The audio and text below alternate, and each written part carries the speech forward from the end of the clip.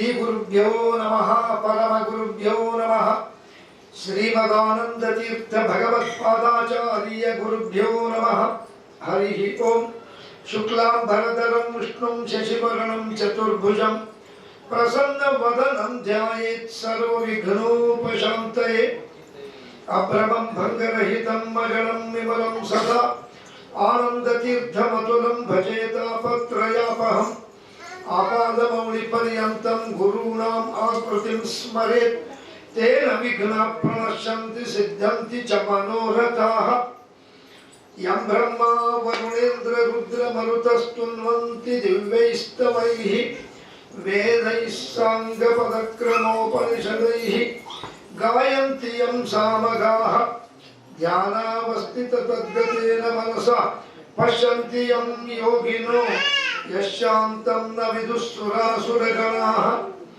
ದೇವಾಯ ತಸ್ಮೈ ನಮಃ. ನಾನು ಈ ಭಾಗವತ ಪ್ರವಚನ ಪುರಾಣವನ್ನು ಪ್ರಾರಂಭ ಮಾಡೋಕ್ಕಿಂತ ಮುಂಚೆ ಒಂದು ನಿಮಿಷ ಇದುವರೆಗೆ ನಿಮ್ಮ ಗುರುಗಳಾದ ರಾಘವೇಂದ್ರ ಗುರುಜಿಯವರು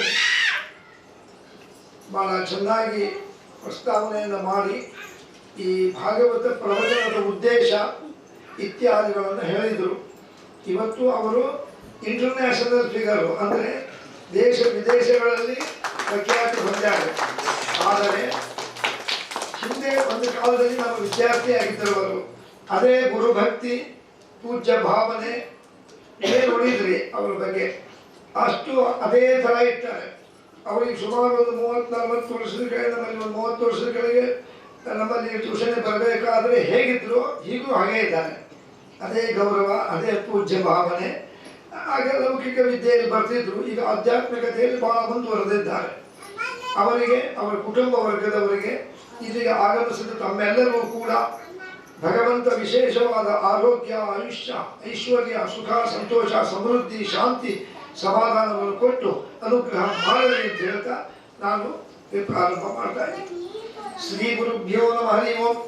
ಜನ್ಮಾದ್ಯಸ್ಯ ಯತೋನ್ಮಯಾದಿತರತಶ್ಚಾರ್ತೇಷ್ವಭಿಜ್ಞಸ್ವರಾಟ್ ತೇನೇ ಬ್ರಹ್ಮ ಹೃದಯ ಆದಿಕವಯೇ ಮುಹ್ಯಂತಿ ಯಂ ಸೂರಯಃ ತೇಜೋ ವಾರಿಮೃದಾಂ ಯಥಾ ವಿನಿಮಯೋ ಯತ್ರ ತ್ರಿಸರ್ಗೋ ಮೃಷ ಧಾಮ್ನಾ ಸ್ವೇನ ಸದಾ ನಿರಸ್ತಕುಹಕಂ ಸತ್ಯಂ ಪರಂ ಧೀಮಹಿ. ಸ್ವಸ್ತಿ. ಇದುವರೆಗೆ ಅವರು ಹೇಳಿದರು ಭಾಗವತ ಶ್ರೇಷ್ಠವಾದ ಪುರಾಣ. ಅದರ ಶ್ರವಣ ಮಾತ್ರದಿಂದ ನಮ್ಮೆಲ್ಲ ಪಾಪಗಳು ಹೋಗ್ತದೆ. ಅಷ್ಟೇ ಅಲ್ಲ, ಎಲ್ಲಿ ಭಾಗವತ ಇರ್ತದೆ ಅಲ್ಲಿ ಎಲ್ಲ ದೇವತೆಗಳು ಬಂದ್ಬಿಡ್ತಾರೆ. ಮುಖ್ಯವಾಗಿ ಶ್ರೀಕೃಷ್ಣ ಪರಮಾತ್ಮ ಮತ್ತೆ ಅವನ ಭಕ್ತರು, ಅನೇಕ ದೇವತೆಗಳು ಬಂದು ನಿಲ್ತಾರೆ ಇಲ್ಲಿ.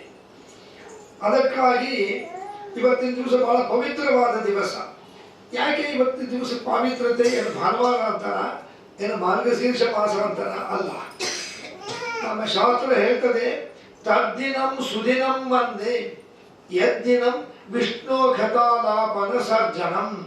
ಯಾವತ್ತಿನ ದಿವಸ ನಮಗೆ ಭಗವಂತನ ವಿಚಾರ, ದೇವರ ಬಗ್ಗೆ ಒಂದು ವಿಚಾರ ನಮಗೆ ತಿಳ್ಕೊತೀವಿ, ಹೇಳ್ತೀವಿ, ಕೇಳ್ತೀವಿ ಅಂದರೆ ಅದೇ ಸುದಿನ. ಮತ್ತೆ ಕೆಟ್ಟ ದಿವಸ ಯಾವುದು?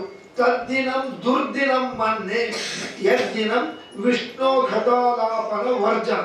ಯಾವತ್ತು ನಮಗೆ ದೇವರ ಕಥಾ, ದೇವರ ವಿಚಾರ, ದೇವರ ಮಹಿಮೆ ಇದನ್ನ ನಾವು ತಿಳ್ಕೊಳ್ಳಿಕ್ಕೆ ನಮಗೆ ಆಗೋದಿಲ್ಲ. ಅದೇ ನಮ್ಮ ಭಾಗಕ್ಕೆ ದುರ್ದಿನ. ಯಾಕೆ ಇಷ್ಟು ಹೇಳ್ತಾರೆ ಅಂದರೆ, ಇದು ಯಾಕೆ ಪವಿತ್ರತೆ ಅಂದರೆ ನಿಮಗೆಲ್ಲರಿಗೂ ಗೊತ್ತಿದೆ. ದಿನ ನಾವು ನೋಡ್ತೀವಿ, ಬೆಳಗ್ಗೆದ್ದು ಅಕಸ್ಮಾತ್ ನಾವು ಹೊರಗೆ ಹೋದ್ವಿ ಅಂತ ತಿಳ್ಕೊಳ್ರಿ, ಯಾವುದೇ ಪರ್ಪಸ್, ಯಾರು ಹೊರಗೆ ಹೋಗ್ತೀವಿ, ಎದುರಿಗೆ ನಮ್ಮ ಮಿತ್ರರು ಸಿಗ್ತಾರೆ. ಸ್ತ್ರೀಯರಿಗೆ ಸ್ತ್ರೀಯರು, ಪುರುಷರಿಗೆ ಪುರುಷರು ಭೇಟಿ ಆಗ್ತಾರೆ ಹೊರಗೆ ಹೋದಾಗ. ಮತ್ತೆ ಮೊದಲಿಗೆ ಕೇಳೋ ಪ್ರಶ್ನೆ ಏನು ಅಂತ ಎಲ್ಲರಿಗೂ ಗೊತ್ತಿದೆ. ಈಗೆದ್ರ ಕಾಫಿ ಆಯ್ತಾ? ಎಲ್ಲರಿಗೂ ಅನುಭವ ಇದೆ. ಸ್ತ್ರೀಯರಿಗೆ ಈಗೆದ್ದು ಬಂದ್ರ, ಏನು ಚಹಾ ಕುಡಿದು ಬಂದ್ರು, ಕಾಫಿ ಕುಡಿದು ಬಂದ್ರು, ಹಾಗೆ ಬಂದ್ರು, ಇದೇ ಪ್ರಶ್ನೆ. ಸ್ವಲ್ಪ 8-9 ಗಂಟೆ ಭೇಟಿ ಆದ್ರು ಅಂತ ತಿಳ್ಕೊಳ್ರಿ. ಏನು ತಿಂಡಿ ಆಯ್ತೇನೋ, ಏನು ಟಿಫನ್, ಏನು ತಿಂಡಿ? 10-12 ಗಂಟೆ ಆಗಿತ್ತು. ಊಟ ಆಯ್ತಾ? ಏನು ವಿಶೇಷ ಅಡುಗೆ? ಏನು ಊಟ?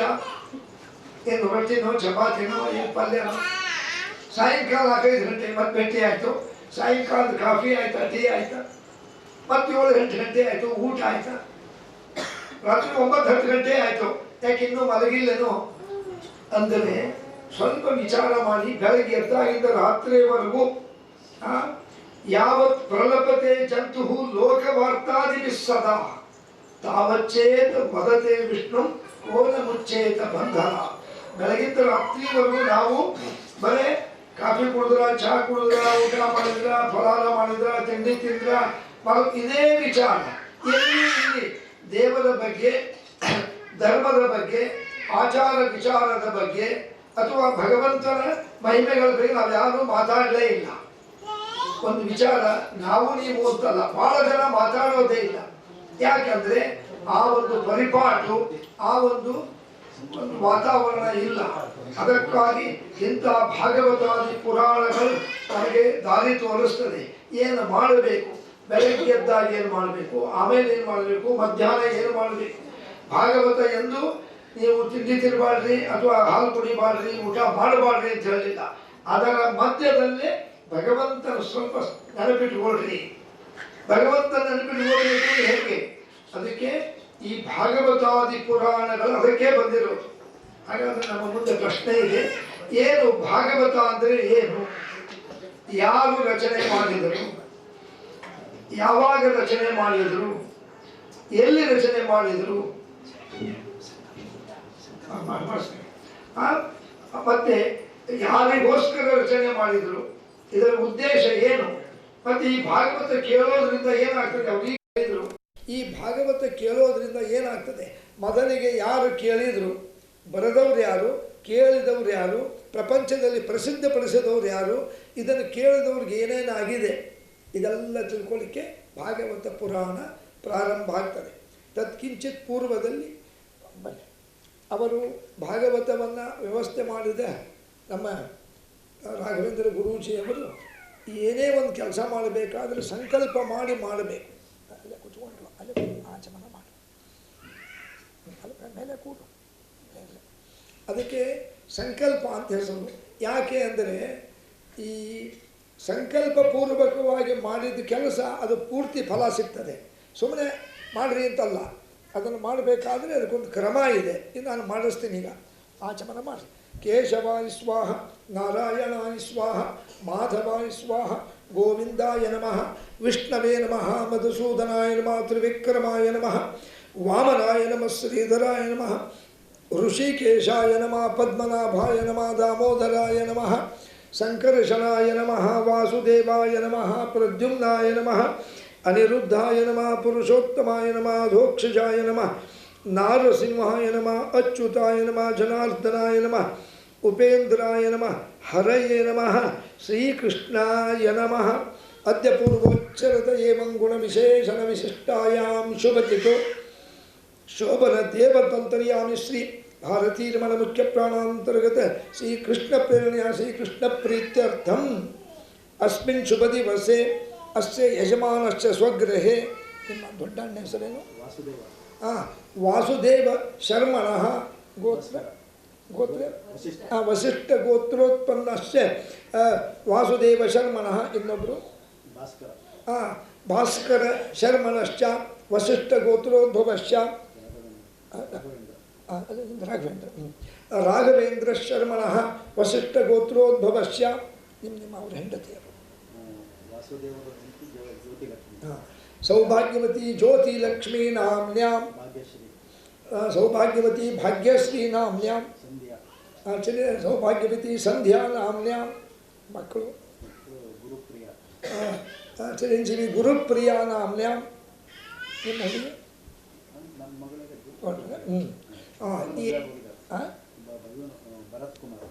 ಚಿರಂಜೀವಿ ಭರತ್ ಕುಮಾರ್ ನಾಮಧೇಯಶ್ಚ.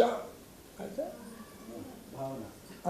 ಚಿರಂಜೀವಿ ಭಾವನಾ ನಾಮ್ನ್ಯಾಂ ಅನುಪಮ. ಚಿರಂಜೀವಿ ಅನುಪಮಾ ನಾಮ್ನ್ಯಾಂ ಚಂದ್ರಕಾಂತ ನಾಮಧೇಯಶ್ಚ. ರಕ್ಷತಾ ನಾಮ್ನ್ಯಾಂ. ಏತೆ ತಥಾ ಚ ಅತ್ರ ಸನ್ನಿಹಿತ ಮೇಘನಾ. ಚಿರಂಜೀವಿ ಮೇಘನಾ ನಾಮ್ನ್ಯಾಂ ತಥಾ ಚ ಅತ್ರ ಸನ್ನಿಹಿತಸ್ತೆ ಸಮಸ್ತ ಸಜ್ಜನಶ್ಚ ಸ ಪರಿವಾರಶ್ಚ ಸ ಕುಟುಂಬಶ್ಚ ಕ್ಷೇಮ ಸ್ಥೈರ್ಯ ವಿಜಯ ವೀರ್ಯ ಆಯುರಾರೋಗ್ಯ ಐಶ್ವರ್ಯಾಭಿವೃದ್ಧರ್ಥಂ ಅಂಗೀಕೃತ ಭಾಗವತ ಪ್ರವಚನಂ. ನಿಮ್ಮ ಸರ್ನೇಮು ಕುದುಕುಂಚಲ್ಲ?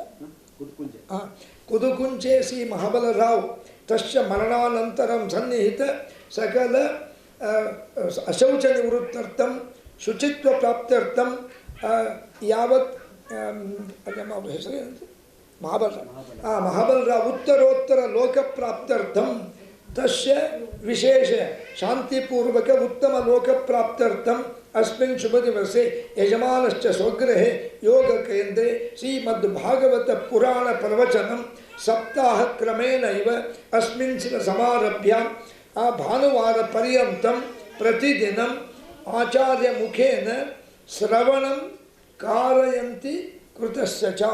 मंत्राश ನೀರು ಹಾಕೊಂಡ್ಬಿಟ್ಟು ಬರೋದು. ಇದಂ ಭಾಗವತ ಪ್ರವಚನಂ ನಿರ್ವಿಘ್ನತಾ ಪರಿಸಮಾಪ್ತರ್ಥಂ ಗಣಪತಿ ಸ್ಮರಣಂ ಕರಿಷ್ಯೆ. ವಕ್ರತುಂಡ ಮಹಾಕಾಯ ಸೂರ್ಯಕೋಟಿ ಸಮಪ್ರಭ ನಿರ್ವಿಘ್ನಂ ಕುರುಮೇ ದೇವ ಸರ್ವಕಾರ್ಯೇಷು ಸರ್ವದಾ. ಇದು ಸಂಕಲ್ಪ ಮಾಡಿಬಿಟ್ರೆ ಒಂದು ಏನು ಒಂದು ಸ್ಟ್ಯಾಂಪ್ ಪೇಪರ್ ಮೇಲೆ ಸೈನ್ ಮಾಡ್ದಂಗೆ ಗೆಜೆಟೆಡ್ ಆಫೀಸರು. ಬರೀ ನಾವೆಲ್ಲ ಸ್ಟ್ಯಾಂಪ್ ಪೇಪರ್ ಮೇಲೆ ಬರೋದು ಅದನ್ನು ಚಲಾವಣೆ ಮಾಡಲಿಕ್ಕೆ ಬರಲ್ಲ, ಅದಕ್ಕೆ ಗೆಜೆಟ್ ಆಫೀಸರ್ ಸೈನ್ ಬೇಕು. ಸಂಕಲ್ಪ ಮಾಡಿಬಿಟ್ರೆ ಇದು ಫಿಕ್ಸ್ ಆದಂಗೆ ಆಯಿತು. ಅಂದರೆ ದೇವರ ಲೆಕ್ಕಕ್ಕೆ ತೊಗೊಳ್ತಾರೆ, ಇದನ್ನು ನಾವು ಮಾಡಿದ್ದನ್ನು ಇಟ್ಕೊಳ್ತಾರೆ. ಅದಕ್ಕಾಗಿ ಸಂಕಲ್ಪಪೂರ್ವಕವಾಗಿ ಮಾಡಬೇಕು. ಈಗ ನಾನು ಒಂದು ಪ್ರಶ್ನೆ ಕೇಳಿದೆ, ಭಾಗವತ ಅಂದರೆ ಏನು ಅಂದರೆ, ಭಾಗವತ ಎಂಬುದು ಅತ್ಯಂತ ಶ್ರೇಷ್ಠವಾದ ಪುರಾಣ ಅಂತ. ಇದೊಂದು ಹೆಸರು ಹೇಳ್ಬಿಡ್ಲ, ಹಾಗೆ ಮಾಡಿ ಕರಿ. ಈಗ ಸಂಕಲ್ಪ ಮಾಡಿದರು, ಇದರ ಜೊತೆಗೆ ನಾವು ಕೆಲವರು ಹೆಸರು ಹೇಳ್ತೀನಿ ಅಲ್ಲ, ಇಲ್ಲಿ ಬರಬೇಕು.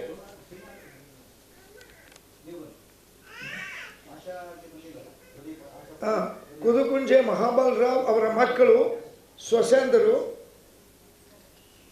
ಅಳಿಯಂದರು, ಮೊಮ್ಮಕ್ಕಳು ಮತ್ತು ಮರಿಮಕ್ಕಳು ಇವರು ಬರಬೇಕು. ಆಮೇಲೆ ಶ್ರೀಮತಿ ಮತ್ತು ಶ್ರೀ ಪ್ರದೀಪ್ NS,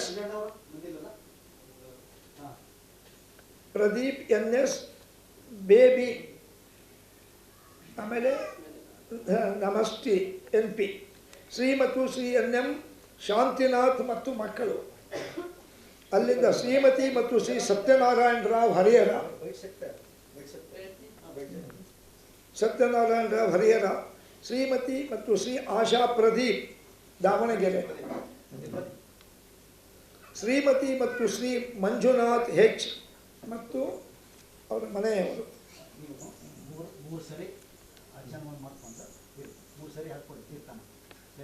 ಶ್ರೀಮತಿ ವಿನೀತಾ ಮತ್ತು ಶ್ರೀ ಮುಖೇಶ್ ಕಿಶನ್ಗಢ್ ರಾಜಸ್ಥಾನ್, ಶ್ರೀಮತಿ ಸಂಗೀತಾ ಮಾಲ್ಪನಿ ಮತ್ತು ಶ್ರೀ ಸತೀಶ್ ಮಾಲ್ಪನಿ ಕುಟುಂಬದವರು.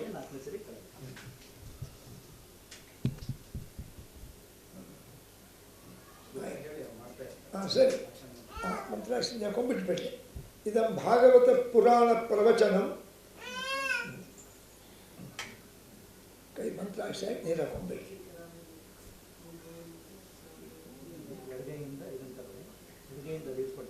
ಇದನ್ನೇ ಇಟ್ಕೊಳ್ಳಿ, ಬಲಗೈಯಲ್ಲಿ ಅದು ಹಾಕಿ ಬಿಟ್ಬಿಡಿ, ಅದು ಕೆಳಗೆ ಬಿಟ್ಟು ಅವ್ರಿಗೆ ಕೊಡಿ, ಅವರು ಮಾಡಿ ಇದು ಮಾಡಿ. ಹಾಂ, 3 ಸರಿ ಹಾಕ್ಕೊಂಡಿದ್ದೀರಾ, ಹಾಕಿ ಬಿಟ್ಟು ಕೆಳಗೆ ಕೊಡಿ. Clean bar clean ಆಯ್ಸ.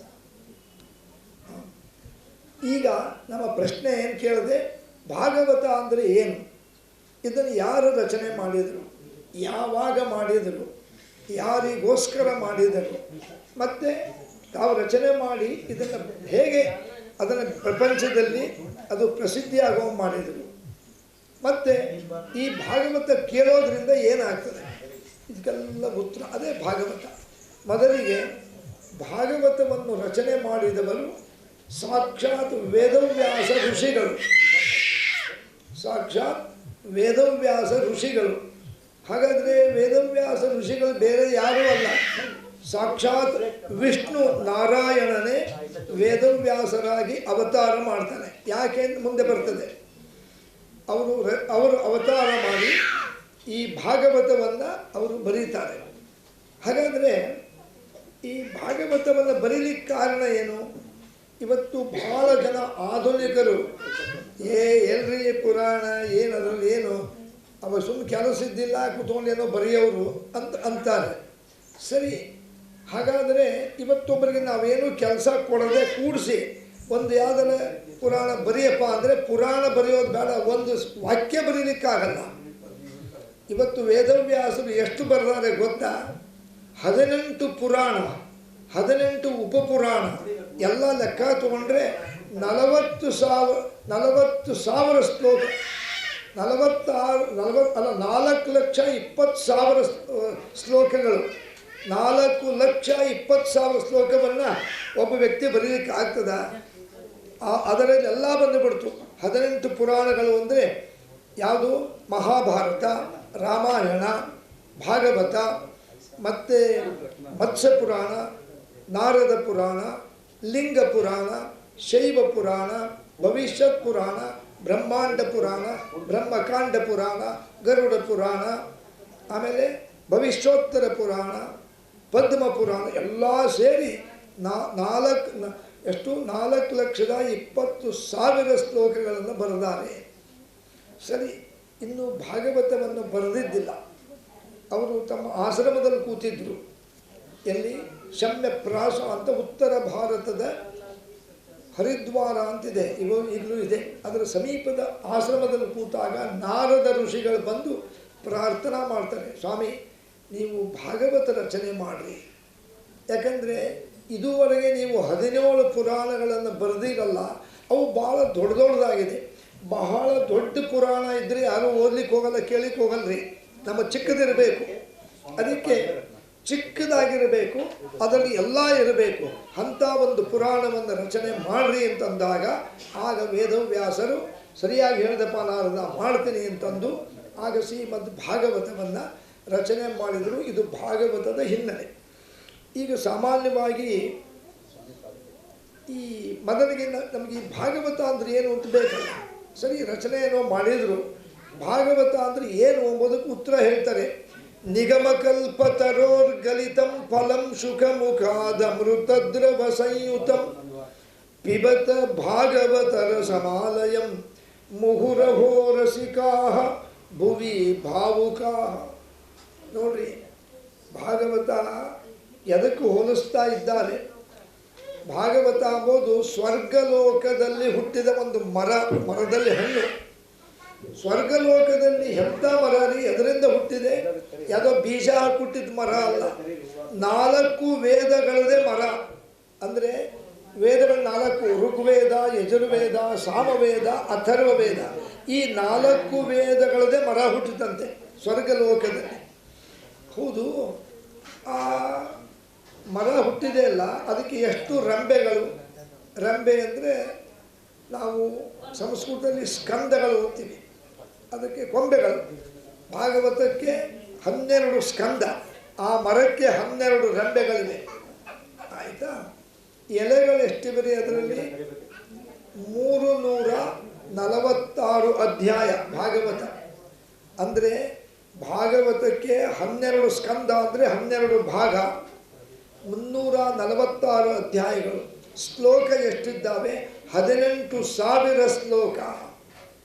ಹೌದು, ಯಾಕೆ ಹಣ್ಣಿಗೆ ಹೋಲಿಸಿದ್ದಾರೆ ಅಂದರೆ ನಿಗಮ ಅಂದರೆ ವೇದ, ನಿಗಮಕಲ್ಪತರು.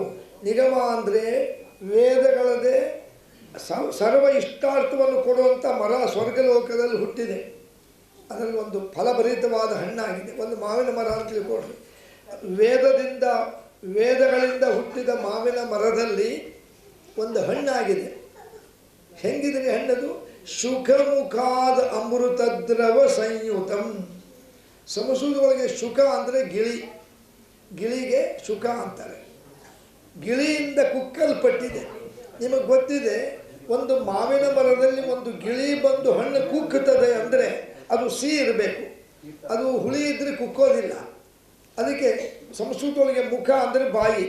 ಸುಖ ಮುಖ, ಸುಖ ಗಿಳಿಯಿಂದ ಆ ಹಣ್ಣು ಕುಕ್ಕಲ್ಪಟ್ಟಿದೆ. ಹೌದ್ರಿ, ಇದು ಒಂದು ಅರ್ಥ. ಇನ್ನೊಂದು ಅರ್ಥ, ಈ ಭಾಗವತವನ್ನು ಈಗ ನಾ ಹೇಳಿದ್ನಲ್ಲ, ವೇದವ್ಯಾಸರು ರಚನೆ ಮಾಡಿ ತಮ್ಮ ಮಕ್ಕಳಾದ ಅವ್ರ ಮಕ್ಕಳ ಹೆಸರು ಶುಕ ಅಂತ, ಶುಕಾಚಾರ್ಯರಿಗೆ ಹೇಳಿದರು. ಅಂದರೆ ಸುಖಮುಖ, ಆ ಶುಕಾಚಾರ್ಯರು ಈ ಭಾಗವತವನ್ನು ಅವರ ತಂದೆಯಾದ ವೇದವ್ಯಾಸರಿಂದ ತಿಳ್ಕೊಂಬಂದು ಉಳಿದವರಿಗೆಲ್ಲ ಹೇಳ್ತಾರೆ. ಅಂದರೆ ಶುಕಾಚಾರ್ಯರ ಬಾಯಿಂದ ಬಂದಿದೆ ಸುಖಮುಖ. ಹೌದ್ರಿ, ಈಗ ನಾ ಹೇಳಿದೆ ಗಿಳಿ ಕುಕ್ಕಿದ ಹಣ್ಣು ಹೇಗಿರ್ತದೆ, ಸಿಹಿಯಾಗಿರ್ತದೆ. ಹಾಗಾದರೆ ಅದಕ್ಕೆ ಸುಖಮುಖಾದ ಅಮೃತದ್ರವ ಸಂಯುತ. ಅಮೃತದ್ರವ ಅಂದರೆ ಅತ್ಯಂತ ರುಚಿಕಟ್ಟಾಗಿರೋ ಮಾವಿನ ಹಣ್ಣು ಒಂದು ಲೆಕ್ಕ. ಇನ್ನೊಂದು ಲೆಕ್ಕ ಸುಖಮುಖಾದ, ಶುಕಾಚಾರ್ಯರ ಬಾಯಿಂದ ಬಂದಿದೆ. ಅಮೃತದ್ರವ ಸಂಯುತಂ ಅಂದರೆ ಭಾಗವತವನ್ನು ಕೇಳಿದವರಿಗೆ ಆಯುಷ್ಯ ಮತ್ತು ಆರೋಗ್ಯ ಮತ್ತು ಸುಖ ಜಾಸ್ತಿ ಆಗ್ತದೆ. ಅದಕ್ಕೆ ಅಮೃತತ್ವ ಅಂತ ಹೇಳ್ತೀವಿ. ಸಂಸ್ಕೃತದೊಳಗೆ ಅಮೃತತ್ವ ಅಂದರೆ ಸ್ವಲ್ಪ ಬಿಡಿಸಿ ಹೇಳಿದ್ರೆ ಅರ್ಥ ಆಗ್ತದೆ. ಇವತ್ತು ನಾವು ಪ್ರಪಂಚದಲ್ಲಿ ನೋಡ್ತೀವಿ, ಅದಕ್ಕೆ ಇಂಗ್ಲೀಷ್ನಾಗ ಮಾತು ಹೇಳ್ತಾರೆ, out of 3, 2 persons are attacked by either BP or sugar. 3 ಜನದಲ್ಲಿ ಇಬ್ಬರಿಗೆ ಶುಗರು ಇಲ್ಲ BP ಇರ್ತದೆ. ಯಾಕ್ರಿ? ಈಗ ಒಂದು 25-30 ವರ್ಷದ ಕೆಳಗೆ ಕಡಿಮೆ, 10 ಜನಕ್ಕೆ ಒಬ್ಬರಿಗೆ ಇರ್ತಿತ್ತು. ಈಗ ಒಂದು 30-40 ವರ್ಷದ ಕೆಳಗೆ 100 ಜನಕ್ಕೆ ಒಬ್ಬರಿಗೆ ಇರ್ತಿತ್ತು. ಈಗ ಒಂದು 50 ವರ್ಷದ ಕೆಳಗೆ ಎಲ್ಲೋ ಒಬ್ಬೊಬ್ಬರಿಗೆ. ಯಾಕೆ? ಅದೇ ಊರು, ಅದೇ ಜನ, ಅದೇ ನೀರು, ಅದೇ ಆಹಾರ. ಯಾಕೆ ಅವಾಗ ಯಾಕೆ BP ಶುಗರ್ ಜಾಸ್ತಿ ಇರ್ತಿದ್ದಿಲ್ಲ, ಈಗ ಯಾಕೆ ಜಾಸ್ತಿ ಇದೆ? What is the reason behind it? ಇದರ ಹಿಂದೆ ಏನು ಕಾರಣ ಅಂದರೆ ಉತ್ತರ ಇಲ್ಲೇ ಇದೆ ನೋಡಿ. ಹಿಂದಿನ ಕಾಲದಲ್ಲಿ ಸಾಯಂಕಾಲ ಆದ ಕೂಡಲೇ ದೇವಸ್ಥಾನ, ಮಠಗಳು, ಮಂದಿರಗಳು ಅಥವಾ ಕಾರ್ಯಕ್ಷೇತ್ರಗಳಲ್ಲಿ ಸಾಯಂಕಾಲ ಆದ ಕೂಡಲೇ ಇಲ್ಲಿ ಹರಿಕಥೆ, ಶಿವಕಥೆ, ಪುರಾಣ, ಗಮಕ, ಭಜನೆ, ವಾಚನ ಇದಿರ್ತಿತ್ತು. ಎಲ್ಲರೂ ಸಾಯಂಕಾಲ ಆದ ಕೂಡಲೇ ಹೆಣ್ಣುಮಕ್ಕಳು ಗಂಡು ಮನೆ ಕೆಲಸ ಮುಗಿಸಿಕೊಂಡು ಆ ದೇವಸ್ಥಾನಕ್ಕೆ ಹೋಗಿ ಕೂತ್ಕೊಂಬೋದು. ಯಾಕೆ? ಅಲ್ಲಿ ಪ್ರವಚನ, ಹರಿಕಥೆ, ಶಿವಕಥೆ ನಡೀತಿರ್ತದೆ. ಅವರು ಎಷ್ಟೊತ್ತರ ಹೇಳಿ ಆ 1 ಗಂಟೆ ಕಾಲ ಅಲ್ಲಿ ಹೋಗಿ ಕೂತವರು ಏಕಾಗ್ರತೆಯಿಂದ ಕೇಳ್ತಿರ್ತಾರೆ. ಅಲ್ಲಿಯ ಸಂಗೀತ, ಅಲ್ಲಿ ಕಥೆಗಳು, ಅಲ್ಲಿ ಅನೇಕ ವಿಚಾರಗಳು ಕೇಳಿ ಆವಾಗ ಅವ್ರ ಮನಸ್ಸು ಏಕಾಗ್ರತೆ ಇರ್ತದೆ. ಅಂದರೆ ಅವರ ಮನಸ್ಸಿನಲ್ಲಿ ದುಗುಡ, ವಿಚಾರ, ಯೋಚನೆ ಇರೋದಿಲ್ಲ. ಅದಕ್ಕೆ ಇಂಗ್ಲೀಷ್ನಾಗ ಹೇಳಬೇಕು ಅಂದರೆ their mind at that time was a tensionless. ಉದ್ವೇಗ ಇರ್ತಿದ್ದಿಲ್ಲ. ಈಗ ನಮಗೆಲ್ಲ ಗೊತ್ತಿದೆ, ಎಲ್ಲರಿಗೂ ಅಲ್ಲ, ಭಾಳಷ್ಟು ಜನ ಸಾಯಂಕಾಲ 6 ಗಂಟೆಯಿಂದ 10 ಗಂಟೆ ತನಕ ಹೊರಗೆ ಹೋಗಲ್ಲ. ಯಾಕೆ ಎಂಬುದು ನಾನು ಹೇಳೋದು ಬೇಡ, ಎಲ್ಲರಿಗೂ ಗೊತ್ತಿದೆ. ಮನೆ ಕೂಡ್ತಾರಲ್ಲ, ಸುಮ್ಮನೆ ಕೂಡಲ್ಲ, ನೋಡ್ತಾ ಕೂಡ್ತಾರೆ. ಸುಮ್ಮನೆ ನೋಡ್ತಾ ಕೂತ್ಕೊಂಬಲ್ಲ. ಆ ಧಾರಾವಾಹಿ ಒಳಗೆ ಬರುವಂಥ ಆ ಸೀನರು ಮನಸ್ಸಿನಾಗ ಇವ್ರಿಗೊಂಥರ ಆಗ್ತಿರ್ತದೆ. ಒಂಥರ ಟೆನ್ಷನ್ನು, ಒಂಥರ ಸಸ್ಪೆನ್ಸ್ ಆಗ್ತದೆ. ಅವ್ರಿಗೇನಾಗ್ತದೆ ಬಿಡ್ತದೋ ನೋಡೋರಿಗೆ ಒಂಥರ ಉದ್ವೇಗ ಆಗ್ತಿರ್ತದೆ. ಅಂದರೆ ಮನಸ್ಸು ಏಕಾಗ್ರತೆ ಹೊಂದೋದಿಲ್ಲ. ಮನಸ್ಸಿನಲ್ಲಿ ದುಗುಡ, ಮನಸ್ಸಿನಲ್ಲಿ ಯೋಚನೆ, ಮನಸ್ಸಿನಲ್ಲಿ ವಿಚಾರ, ಮನಸ್ಸಿನಲ್ಲಿ ಅದೇ ಮನಸ್ಸಿನ ಬರ್ತಿರ್ತದೆ. ಮತ್ತೆ ಅದು ಹಂಗಾಯ್ತು, ಇದು ಹಿಂಗಾಯ್ತು, ಅವ್ಳು ಹಂಗೆ ಮಾಡಬೇಕಾಯ್ತು, ಅವ್ಳು ಹಿಂಗೆ ಮಾಡಬೇಕಾಯ್ತು ಅಂತಂದು ಸಂಬಂಧಿಸಿದ ವಿಚಾರ ನಾವು ತಲೆಯಲ್ಲಿ ಹಾಕ್ಕೊಂಡು ಉದ್ವೇಗಗೊಳ್ತೀವಿ. ಅಲ್ಲ, ಯಾರಿಗೆ ಜಾಸ್ತಿ ಟೆನ್ಷನ್ ಇರ್ತದೆ ನೋಡಿ, person who is always immersed in tension. ಯಾರು ಉದ್ವೇಗದಲ್ಲಿ ಮುಳುಗುತ್ತಾರೆ ಅವ್ರಿಗೆ ಬೇಗ ಅಟ್ಯಾಕ್ ಆಗ್ತದೆ. BP ಮಿತಿ ಮೀರಿದ ಟೆನ್ಷನ್ ಆದಾಗ ಶುಗರ್ ಆಗ್ತದೆ. ಅದಕ್ಕೂ ಮೀರಿದ ಟೆನ್ಷನ್ ಆದಾಗ ಬೇರೆ ಬೇರೆ ಕಾಯಿಲೆಗಳು ಸೇರ್ಕೋತಾರೆ. ಹಿಂದಿನ ಕಾಲದಲ್ಲಿ ಇದಿದ್ದಿದ್ದಿಲ್ಲ. ಸಾಯಂಕಾಲ ಆದ ಕೂಡಲೇ ಹರಿಕಥೆ, ಶಿವಕಥೆ, ಭಜನೆ ಮತ್ತು ಧಾರ್ಮಿಕ ವಿಚಾರಗಳು. ಅದಕ್ಕೋಸ್ಕರ ಇಂಥ ಭಾಗವತಾದಿ ಪುರಾಣಗಳು ನಡೆದಾಗ ಎಷ್ಟೇ ನಮ್ಮ ಕೆಲಸ ಇರಲಿ, ಆ ಒಂದು ಗಂಟೆನಾದರೂ ಅಲ್ಲಿ ಬಂದು ಕೂತ್ಕೊಂಡು ನಾವು ಅದನ್ನು ಕೇಳೋದರಿಂದ ನಮ್ಮ ಮನಸ್ಸು ಕೂಡ ಟೆನ್ಷನ್ಲೆಸ್, ಉದ್ವೇಗ ರಹಿತವಾಗ್ತದೆ, ಆರೋಗ್ಯ ಸುಧಾರಿಸ್ತದೆ. ಅದೇ ಈ ಶ್ಲೋಕದ ಅರ್ಥ. ನಿಗಮಕಲ್ಪತರೋರ್ಗಲಿತಂ ಫಲಂ ಸುಖಮುಖಾದಮೃತದ್ರವ ಸಂಯುತಂ. ಅಮೃತದ್ರವ ಸಂಸ್ಕೃತದೊಳಗೆ ಅಮೃತ ಅಂದರೆ ನ ಮೃತ ಅಮೃತ, ಮರಣಕ್ಕೆ ಮೃತ ಅಂತ. ಮರಣ ಇಲ್ಲದವ್ರಿಗೆ ಅಮೃತ ಅಂದರೆ ಭಾಗವತ ಕೇಳಿದರೆ ಮರಣ ಇಲ್ಲ. ಏನ್ರಿ ಹಂಗಾರೆ ಹಿಂದೆ ನಮ್ಮ ಪೂರ್ವಿಕರೆಲ್ಲ ಭಾಗವತ ಕೇಳ್ತಿದ್ರು, ಅವ್ರನ್ನ ಸತ್ತು ಹೋಗ್ಯಾರಲ್ಲ ಅಂದರೆ ಆ ರೀತಿ ಸಾವಲ್ಲ, ಬೇರೆ ರೀತಿ ನಾವು ಸಾಯ್ತಾ ಇರ್ತೀವಿ. ಹೆಂಗೆ ಗೊತ್ತಾ? ಒಂದು ಸಣ್ಣ ಉದಾಹರಣೆ ಹೇಳಿ ಅರ್ಥ ಆಗ್ತದೆ. ನಮ್ಮ ಜೀವನದ ದಿನ ನಡೀತದೆ. ಎದ್ದು ಕೂಡಲೇ ಗಂಡ ಒಳ ಬರ್ತಾನೆ ಅಡುಗೆ ಮನೆಗೆ, ಹೆಂಡತಿ ಕೇಳ್ತಾನೆ, ಏನು ನಂಗೆ ಕಾಫಿ ಕೊಟ್ಟಿಲ್ಲ ಇನ್ನೂ? ಇಲ್ಲರಿ ಇವತ್ತಿನ್ನೂ ಹಾಲು ಬಂದಿಲ್ಲ. ಬೆಳಗ್ಗೆ ಎದ್ದುಕೊಂಡು ಕಾಫಿ ಕುಡಿಯೋದು ನಮಗೆ ಪ್ರಾಣನೇ ಹೋಗ್ತದೆ ಅಂತಾನೆ. ಅಲ್ಲ, ಎಲ್ಲರೂ ಅಲ್ಲ, ಭಾಳ ಜನ ಹಾಲು ಅಂತಂದ್ರೆ ಮತ್ತೆ ಹೆಂಗೆ ನಮಗೆ ಕಾಫಿ ಬೇಕೀಗ ಅಂತಾರೆ. ಅಂದರೆ ಒಂದು ವಸ್ತು ದಿನ ನಾವು ತೊಗೊಂಬೋವಂಥ ವಸ್ತು ಇವತ್ತು ನಮಗೆ ಸಿಗದೇ ಹೋದರೆ ನಾವು ಬದುಕಿದ್ರು ಸತ್ತಂಗೆ ಅನ್ನಿಸ್ತೀವಿ. ಏನಪ್ಪ ನಮಗೀಗ ಅಂತಾರೆ. ಅಥವಾ ಯಾರೋ ನಮಗೇನೋ ಚುಚ್ಚು ಮಾತಾಡ್ತಾರೆ, ಅವಮಾನ ಆಗ್ತದೆ. ಸ್ತ್ರೀಯರಿಗೆ ಭಾಳ ಮನೆಗೆ ಬಂದು ಗಂಡನ ಮುಂದೆ ಕಣ್ಣೀರು ಹಾಕ್ತಾಳೆ, ಇವತ್ತು ಅವಳು ಹಂಗಂದ್ರು ಹಿಂಗಂದ್ರು.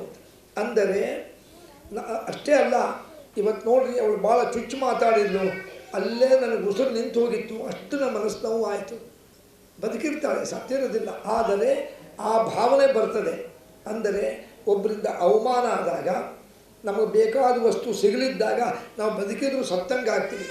ಆದರೆ ಭಾಗವತವನ್ನು ಕೇಳಿದ ಮೇಲೆ ನಮಗೆ ವೈರಾಗ್ಯ ಬಂದುಬಿಡ್ತದೆ. ಅದೇ ಗಂಡ ಭಾಗವತ ಕೇಳಿದ ಮೇಲೆ ಅಡುಗೆ ಮನೆ ಬಂದು ಕಾಫಿ ಅಂದಾಗ ಇನ್ನು ಹಾಲು ಬಂದಿಲ್ಲ, ಹೌದಾ, ಹೋಲ್ಬಿಡು, ಈಗ ಕುಡಿಯೋದೇ ಇಲ್ಲ, ನಾನು ಸ್ನಾನಗೇನ ಮಾಡಿ ನಾನು ಪೂಜಾ ಮಾಡಿ ಆಮೇಲೆ ಕುಡಿತೀನಿ ನೋಡಿ, ಈ ಭಾವನೆ ಬರ್ತದೆ. ಅಂದರೆ ಮನಸ್ಸಿಗೆ ಉದ್ವೇಗ ದುಃಖ ಹೋಗ್ಬಿಡ್ತದೆ. ಅದಕ್ಕೆ ಭಾಗವತ. ಇದೇ ಹೆಣ್ಣುಮಗಳು ಚುಚ್ಚು ಮಾತಾಡಿದ್ಲು ಅಂತ ದುಃಖ ಪಟ್ಟಿರ್ತಾಳೆ. ಈಗಂತಾಳೆ, ನಾನು ಚುಚ್ಚು ಮಾತಾಡಿದ್ಲು, ನಾನು ಬೇಜಾರು ಮಾಡ್ಕೊಳ್ಳಿಲ್ಲ, ನಾನು ಯಾರಿಗೋ ಹೋದ ಜನ್ಮದಲ್ಲಿ ಯಾರಿಗೆ ಮನಸ್ಸು ನಾವು ಮಾಡಿದ್ನೋ ಏನೋ, ಈಗ ಅವಳು ನಂಗೆ ಮಾಡ್ಯಾಳೆ, ಇರಲಿ ದೇವರಿದ್ದಾನೆ ಅಂತಂದು ಅವಳು ಅದನ್ನು ದುಃಖ ಪಡೋದಿಲ್ಲ. ಅಂದರೆ ಭಾಗವತ ನಮಗೆ ವೈರಾಗ್ಯವನ್ನು ಕೊಡ್ತದೆ. ಅದಕ್ಕೆ ಏನು ಹೇಳ್ತಾ ಇದ್ದಾರೆ, ಪಿಬತ ಭಾಗವತ ರಸಮಾಲಯಂ. ಮನೆಯಾಗಿದ್ದಾಗ ಅವಕಾಶ ಇದ್ದಾಗೆಲ್ಲ ಭಾಗವತವನ್ನು ಕೇಳ್ರಿ. ಎಲ್ಲರೂ ಹೇಳೋರಿಲ್ಲ, ಓದ್ರಿ, ಎರಡೂ ಇಲ್ಲ, ಸ್ಮರಣೆ ಮಾಡಿರಿ ಕೇಳಿದ್ದನ್ನು. ಪಿಬತ ಅಂದರೆ ಸಂಸ್ಕೃತದಲ್ಲಿ ಪಿಬತ ಅಂದರೆ ಎದ್ದೆ ಕುಡಿಯೋದು ಅಂತ, ಕೇಳೋ ಶೃಣುತ ಕೇಳಬೇಕು. ಆಲಯಂ ಮನೆಯಾಗಿದ್ದ, ಹೌದ್ರಿ, ಎಷ್ಟು ಸತಿ ಕೇಳ್ಬೇಕ್ರಿ? ಮುಹುರಹೋ ಮತ್ತೆ ಏನೋ ಅವ್ನು ಕೇಳಿಬಿಟ್ಟಿನಿ ಆಯಿತು ಅಂತಲ್ಲ, ಏನೋ ಅವ್ನು ಕೇಳಿಬಿಟ್ಟಿನಿ ರೀ ಭಾಗವತ, ಜೀವನ ಪೂರ್ತಿ ಕೇಳಿದ್ರು ಮುಗಿಯೋದಿಲ್ಲ, ಅಷ್ಟು ವಿಚಾರಗಳು. ಇವತ್ತು ಭಾಗವತರ ಸಮಾಲಯ ಮುಹುರಹೋ ಮತ್ತೆ ಭುವಿ ರಸಿಕಾ ಭುವಿ ಭಾವಕ ಭಗವದ್ ಭಕ್ತರೇ ಭಾಗವತವನ್ನು ಮತ್ತೆ ಕೇಳಿರಿ. ಹಾಗಾದರೆ ಎಲ್ಲ ಪುರಾಣಗಳು ಸೂತರು ಮತ್ತು ಶೌನಕರ ಸಂವಾದ. ಸೂತರು ಎಂಬುವರು ಪುರಾಣ ಹೇಳೋರು, ಶೌನಕಾದಿಗಳೆಲ್ಲ ಕೇಳೋರು. ಸೂತರು ಯಾರು? ಅವರು ಬ್ರಾಹ್ಮಣರಲ್ಲ, ಪುರಾಣ ಹೇಳಿದವರು ಬ್ರಾಹ್ಮಣರಲ್ಲ, ಸೂತರು. ಕ್ಷತ್ರಿಯರು ಅಲ್ಲ, ವೈಶ್ಯರು ಅಲ್ಲ, ಒಂದು ಸ್ವಲ್ಪ ಶೂದ್ರಿದ್ದಂಗೆ ಅವರು. ಯಾರು? ಸೂತರು ಹೇಳೋರು. ಏನ್ರಿ ಶೂದ್ರರು ಪುರಾಣ ಹೆಂಗೆ ಹೇಳಿದರು ಅಂದರೆ, ಅವರು ವೇದವ್ಯಾಸರು ಅಂತ ಈಗ ಹೇಳಿದ್ನಲ್ಲ, ಅವರ ರೋಮಾಂಚನದಿಂದ ಹುಟ್ಟಿದವರು. ಅವರು ವೇದವ್ಯಾಸರ ಅತ್ಯಂತ ಅನುಗ್ರಹಕ್ಕೆ ಪಾತ್ರರಾಗಿ ಎಲ್ಲ ಪುರಾಣಗಳನ್ನು ವೇದವ್ಯಾಸರ ಅನುಗ್ರಹದಿಂದ ತಮ್ಮ ತಲೆಯಲ್ಲೇ ಇಟ್ಕೊಂಡು ಹೇಳಿದ್ರು ವೇದವ್ಯಾಸರು. ಹಾಗಾದರೆ ನನ್ನ ಆ ರಚನೆ ಮಾಡಿದ ಪುರಾಣ ಎಲ್ಲ ನಿನ್ನ ಮನಸ್ಸಿನಾಗಿರಲಿ, ಯಾರಾದರೂ ನಿನಗೆ ಹೇಳು ಅಂದರೆ ನೀನು ಹೇಳಬೇಕು. ಹೆಂಗೆ ಹೇಳಬೇಕು? ನನ್ನ ಸ್ಮರಣೆ ಮಾಡು, ನಿನ್ನ ಮುಂದೆ ಆಡಿಯೋ ಆ್ಯಂಡ್ ವಿಡಿಯೋ, ಒಂದು ದೂರದರ್ಶನದಲ್ಲಿ ಶ್ಲೋಕಗಳು, ಇನ್ನೊಂದು ದೂರದರ್ಶನದಲ್ಲಿ ಆ ಶ್ಲೋಕದ ಘಟನೆಗಳು ತೋರಿಸ್ತೀನಿ, ಯಾರು ಕೇಳಿದ್ರೆ ಹೇಳು. ಅದಕ್ಕೇ ಎಲ್ಲೇ ನೋಡ್ರಿ ಸೂತವಾಚ ಶೌನಕವಾಚ, ಶೌನಕರು ಕೇಳೋರು, ಸೂತರು ಹೇಳೋರು. ಅದರಂತೆ ಈಗ ನಿಮಿಷ ಕ್ಷೇತ್ರ, ನೈಮಿಷಾರಣ್ಯ ಅಂತಿದೆ, ಈಗಲೂ ಇದೆ. ಉತ್ತರ ಭಾರತದ ಲಕ್ನೋ ಬಳಿಯಲ್ಲಿ ಇದು ಯಾವುದಿದೆ, ಅಲ್ಲಿ ನೈಮಿಷಾರಣ್ಯ. ಏನು ನೈಮಿಷಾರಣ್ಯ ಅಂತ ಯಾಕಂತಾರೆ ಅಂದರೆ, ಸಂಸ್ಕೃತ ಒಳಗೆ ನಿಮೇಷ ಅಂದರೂ ದೇವತೆಗಳು. ಅಲ್ಲಿ ದೇವತೆಗಳು ಸಾವಿರಾರು ವರ್ಷ ತಪಸ್ಸು ಮಾಡಿದ ಋಷಿಗಳ ಜೊತೆಗೆ ಹೋಮ ಹವನಗಳನ್ನು ಮಾಡ್ಯಾರೆ. ಅದಕ್ಕೆ ದೇವತೆಗಳಿಗೆ ನಿಮೇಷರು. ಅವರಿದ್ದಂಥ ಜಾಗ ನೈಮಿಷ, ಅರಣ್ಯ, ಕಾಡು. ಅಲ್ಲಿಗೆ ಒಬ್ಬ ಸೂತರು ಬಂದರು. ಆಗತಂ ಸೂತಂ ವೀಕ್ಷ ಶೌನಕಾದಿ ಋಷಪೂರ್ವಂ ಇದಂ ವಾಕ್ಯಂ ವಾಚಸ. ಆಗ ಶೌನಕಾದಿಗಳು ಕೇಳಿದರು, ಸೂತರೇ ಭಾಳ ಸಂತೋಷ, ಎಲ್ಲಿಂದ ಬಂದ್ರಿ? ಇಲ್ಲ, ನಾನು ಶುಕಾಚಾರ್ಯರು ಅಂತ ವೇದವ್ಯಾಸರ ಮಕ್ಕಳು ಭಾಗವತವನ್ನು ಹೇಳಿದರು. ಯಾರಿಗೆ? ಪಾಂಡವರ ಅರ್ಜುನನ ಮಗ ಅಭಿಮನ್ಯುವಿನ ಮಗ ಪರೀಕ್ಷಿತ ರಾಜ ಅಂತ. ಆ ಪರೀಕ್ಷಿತ ರಾಜ ಅವನಿಗೆ ಒಂದು ಶಾಪ ಬಂದು, ಆ ಶಾಪ 7 ದಿವಸ ಆಯುಷ್ಯ ಅಂತ ಒಬ್ಬರು ಶಾಪ ಕೊಟ್ಟಿದ್ದರು ಅವನಿಗೆ. ಮುಂದೆ ಬರ್ತದೆ ಯಾಕೆ ಅಂತ. ಅದಕ್ಕೆ ಇನ್ನು 7 ದಿವಸ ಏನು ಮಾಡಬೇಕು ಅಂತಂದು ಅವನ ಗಂಗಾ ತೀರಕ್ಕೆ ಬಂದು ಅಲ್ಲಿ ಕೂತಾಗ ವೇದವ್ಯಾಸರ ಮಕ್ಕಳು ಶುಕಾಚಾರ್ಯರು ಬಂದು ಆ ಪರೀಕ್ಷಿತ ರಾಜ ಕೇಳ್ತಾನೆ, ಸ್ವಾಮಿ ನನಗೆ 7 ದಿವಸದ ಆಯುಷ್ಯ, ನನಗೆ ನೀವು ಭಾಗವತ ಹೇಳಬೇಕು ಅಂದಾಗ ಆಯ್ತಪ್ಪ ಅಂತಂದು ಶುಕಾಚಾರ್ಯರು ತಮ್ಮ ತಂದೆಯವರಾದ ವೇದವ್ಯಾಸರಿಂದ ರಚಿತವಾದ ಭಾಗವತವನ್ನು 7 ದಿವಸ ಅವನಿಗೆ ಹೇಳ್ತಾರೆ ಪರೀಕ್ಷಿತ ರಾಜನಿಗೆ. ಹಾಗಾದರೆ ಹೇಳೋ ಹೊತ್ತಿನಲ್ಲಿ ಈ ಸೂತರು ಅಲ್ಲೇ ಕೂತಿರ್ತಾರೆ. ಅದನ್ನು ಕೇಳಿಕೊಂಡು ನೈಮಿಷಾರಣ್ಯಕ್ಕೆ ಬರ್ತಾರೆ. ಇಲ್ಲ, ನಾನು ಅಭಿಮನ್ಯುವಿನ ಮಗ ಪರೀಕ್ಷಿತ ರಾಜನಿಗೆ ಶುಕಾಚಾರ್ಯರು ಭಾಗವತವನ್ನು ಹೇಳಿದರು, ಆ ಸಮಯದಲ್ಲಿ ನಾನು ಅಲ್ಲೇ ಕೂತಿದ್ದೆ, ಈಗ ಬಂದೆ ಅಂತಾರೆ. ಹಾಗಾದರೆ ನೀವೇನು ಕೇಳ್ಕೊಂಬಂದಿರಿ ನಮಗೆ ಹೇಳ್ರಿ. ಆಯ್ತಪ್ಪ, ಅಗತ್ಯವಾಗಿ ಹೇಳ್ತೀನಿ ಅಂತಂದು ಸೂತರು ಶವನರಿಗೆ ಭಾಗವತವನ್ನು ಹೇಳ್ತಾರೆ. ಇದು ಒಂದು ವಿಚಾರ. ಈಗ ನಮಗೆ ಇನ್ನೊಂದು ಪ್ರಶ್ನೆ ಉದ್ಭವ ಆಗ್ತದೆ. ಮೊದಲಿಗೆ ವೇದವ್ಯಾಸರು, ನಾನು ಈಗ ಹೇಳಿದೆ ಶ್ರೀಮನ್ನಾರಾಯಣನ ಅವತಾರ ಅಂತ. ಯಾಕೆ ಅವತಾರ ಮಾಡಿದರು ವೇದವ್ಯಾಸರು? ನಾರಾಯಣ ಬೇಕಾದಷ್ಟು ಅವತಾರ ಮಾಡ್ಯಾನೆ. ನಮಗೆಲ್ಲ ಕೇಳ್ತೀವಿ ದಶಾವತಾರಗಳು ಬೇಕಾದಷ್ಟು ಮಾಡ್ಯಾನೆ. ಮತ್ಸ್ಯಾವತಾರ, ನರಸಿಂಹಾವತಾರ, ರಾಮಾವತಾರ, ಪರಶುರಾಮ ಅವತಾರ, ಆಮೇಲೆ ಕೃಷ್ಣಾವತಾರ, ಬುದ್ಧಾವತಾರ, ಕಲ್ಕಿ, ಇವೆಲ್ಲ ಅವತಾರ ಮಾಡ್ಯಾನೆ. ಮತ್ತ್ಯಾಕೆ ವೇದವ್ಯಾಸರು ಅಂತ ಋಷಿಯಾಗಿ ಯಾಕೆ ಅವತಾರ ಮಾಡ್ದ ಅಂದರೆ, ಅದಕ್ಕೆ ಈ ಭಾಗವತದ ಪ್ರಾರಂಭದಲ್ಲಿ ಈ ಯಾವುದು ಭಾಗವತವನ್ನು ರಚನೆ ಮಾಡಿದಂಥ ರೈಟರ್ ವೇದವ್ಯಾಸರು ಅವರ ಚರಿತ್ರೆ ಸ್ವಲ್ಪ ಹೇಳ್ತಾರೆ. ವೇದವ್ಯಾಸರು ಯಾಕೆ ಅವತಾರ ಮಾಡಿದರು ಅಂದರೆ, ಹಿಂದೆ ಈ ದ್ವಾಪರ ಯುಗದ ಕೊನೆ ಭಾಗದಲ್ಲಿ ನಮ್ಮ ಭರತಖಂಡದಲ್ಲಿ ಬರಗಾಲ ಬಂದ್ಬಿಡ್ತು, ಮಳೆಯೇ ಇಲ್ಲ. ಈಗ ನಮಗೆಲ್ಲ ಅನುಭವ ಇದೆ. ಮಳೆಗಾಲ ಜೂನ್ ಜುಲೈ ಬರಬೇಕು. ಜೂನ್ ಜುಲೈ ಮಳೆ ಬರಲಿಲ್ಲ ಅಂದರೆ ಒದ್ದಾಡಲಿಕ್ಕತ್ತೀವಿ. ನದಿಗಳೆಲ್ಲ ಬತ್ತು ಹೋಗ್ತವೆ, ಬಾವಿ ನೀರು ಹೋಗ್ಬಿಡ್ತದೆ, ಬೋರ್ ಇರಲ್ಲ. ಆಗಸ್ಟ್ ತನಕ ಆದರೂ ಮಳೆ ಬರಲಿದ್ರೆ ಗತಿ ಏನ್ರಿ? ಹಾಹಾಕಾರ ಎದ್ದು ಬಿಡ್ತದೆ. ಕುಡಿಯೋ ನೀರಿಲ್ಲ, ಸ್ನಾನಕ್ಕೆ ನೀರಿಲ್ಲ, ಆಮೇಲೆ ಪೂಜೆಗೆ ನೀರಿಲ್ಲ. ಸೆಪ್ಟೆಂಬರ್ ಆದರೂ ಮಳೆ ಬರಲಿದ್ರೆ ಹಾಗೆ ನಮ್ಮ ಭರತಖಂಡದಲ್ಲಿ ಒಮ್ಮೆ 1 ವರ್ಷ ಆದರೂ ಮಳೆ ಬರಲಿಲ್ಲ. ಬಿರಿ ಒದ್ದಾಡಲಿಕ್ಕತ್ತಿದ್ರು. ಅದರಲ್ಲಿ ವಿಶೇಷ ಆಚಾರ ವಿಚಾರವನ್ನು ಮಾಡುವಂಥ ಈ ಕೆಲವರು ಜಂಗಮರು, ಜೋಗಿಗಳು, ಬ್ರಾಹ್ಮಣರು, ಅರ್ಚಕರು, ಇವ್ರಿಗೆ ನೀರು ಬೇಕೇ ಬೇಕಲ್ಲಿ. ಅವರು ಸ್ನಾನ ಮಾಡದೆ, ಪೂಜೆ ಮಾಡದೆ ಊಟ ಮಾಡೋದಿಲ್ಲ. ಹಾಗಾದರೆ ಅವರೇನು ಮಾಡಿಬಿಟ್ರು, ಅನೇಕ ಬ್ರಾಹ್ಮಣರು, ಋಷಿಗಳೆಲ್ಲ ನೀರಿಲ್ಲ, ಏನು ಮಾಡೋಣ ಅಂತ ನೀರು ಹುಡುಕೊಂಡು ಹೊರಟರು. ನೀರು ಹುಡುಕೊಂಡು ಹೊರಟಾಗ ಸ್ವಲ್ಪ ದೂರ ಬಂದರು. ಉತ್ತರ ಭಾರತದಲ್ಲಿ ಬಂದಾಗ ಅಲ್ಲಿ ಒಂದು ಕಡೆಗೆ ನದಿ ಹರಿತಿತ್ತು. ನಮ್ಮ ಕಡೆ ನೀರಿಲ್ಲ, ಇಲ್ಲಿ ನದಿ ಹರಿತದಲ್ಲ. ಅಲ್ಲೆಲ್ಲ ಹೊಲದಲ್ಲಿ ಎಲ್ಲ ಫಸಲು ಬಂದು ನಿಂತಿತ್ತು. ಯಾರ್ದಿದ್ದೆ ಅಂತ ಹತ್ತು ಬಂದು ನೋಡಿ, ಅಲ್ಲೊಂದು ಆಶ್ರಮ ಇತ್ತು ನೋಡಿರಿ. ತತ್ರಗತ್ವ ನಿಷ್ಪಿಡ್ಯ ಅಂತ ಅಲ್ಲಿ ಹೋದರು. ಎಲ್ಲ ಬ್ರಾಹ್ಮಣರು, ಜೋಗಿಗಳೆಲ್ಲ ಹೋದರು. ಹೋಗಿ ಅನೇಕ ಋಷಿಗಳು, ಬ್ರಾಹ್ಮಣರೆಲ್ಲ ಬಂದಿದ್ದರು. ಇದು ಯಾರ ಆಶ್ರಮ ಅಂತ ನೋಡಿದರೆ ಅಲ್ಲಿ ಒಬ್ಬ ಋಷಿಗಳಿದ್ದರು. ಅವ್ರ ಹೆಸರು ಗೌತಮರು ಅಂತ. ಹೋಗಿ ಬರ್ರಪ್ಪ ಅಂದರು. ಇವರು 100 ಜನ ಹೋಗಿದ್ದರು. ಬನ್ನಿ, ಎಲ್ಲಿಂದ ಬಂದ್ರಿ, ಏನು ವಿಚಾರ? ಗೌತಮರೇ, ಏನು ಆಶ್ಚರ್ಯ, ನಮ್ಮ ಕಡೆ ಮಳೆ ಇಲ್ಲ, ನೆಲ ಎಲ್ಲ ಒಣಗಿ ಹೋಗಿದೆ, ನದಿಗಳು ಬಾವಿಗಳು ಬತ್ತಿ ಹೋಗ್ಯಾವೆ, ನಿಮ್ಮಲ್ಲಿ ನದಿ ಹರಿತಾ ಇದೆ, ತುಂಬ ಹರಿತಾ ಇದೆ, ಏನು ಕಾರಣ?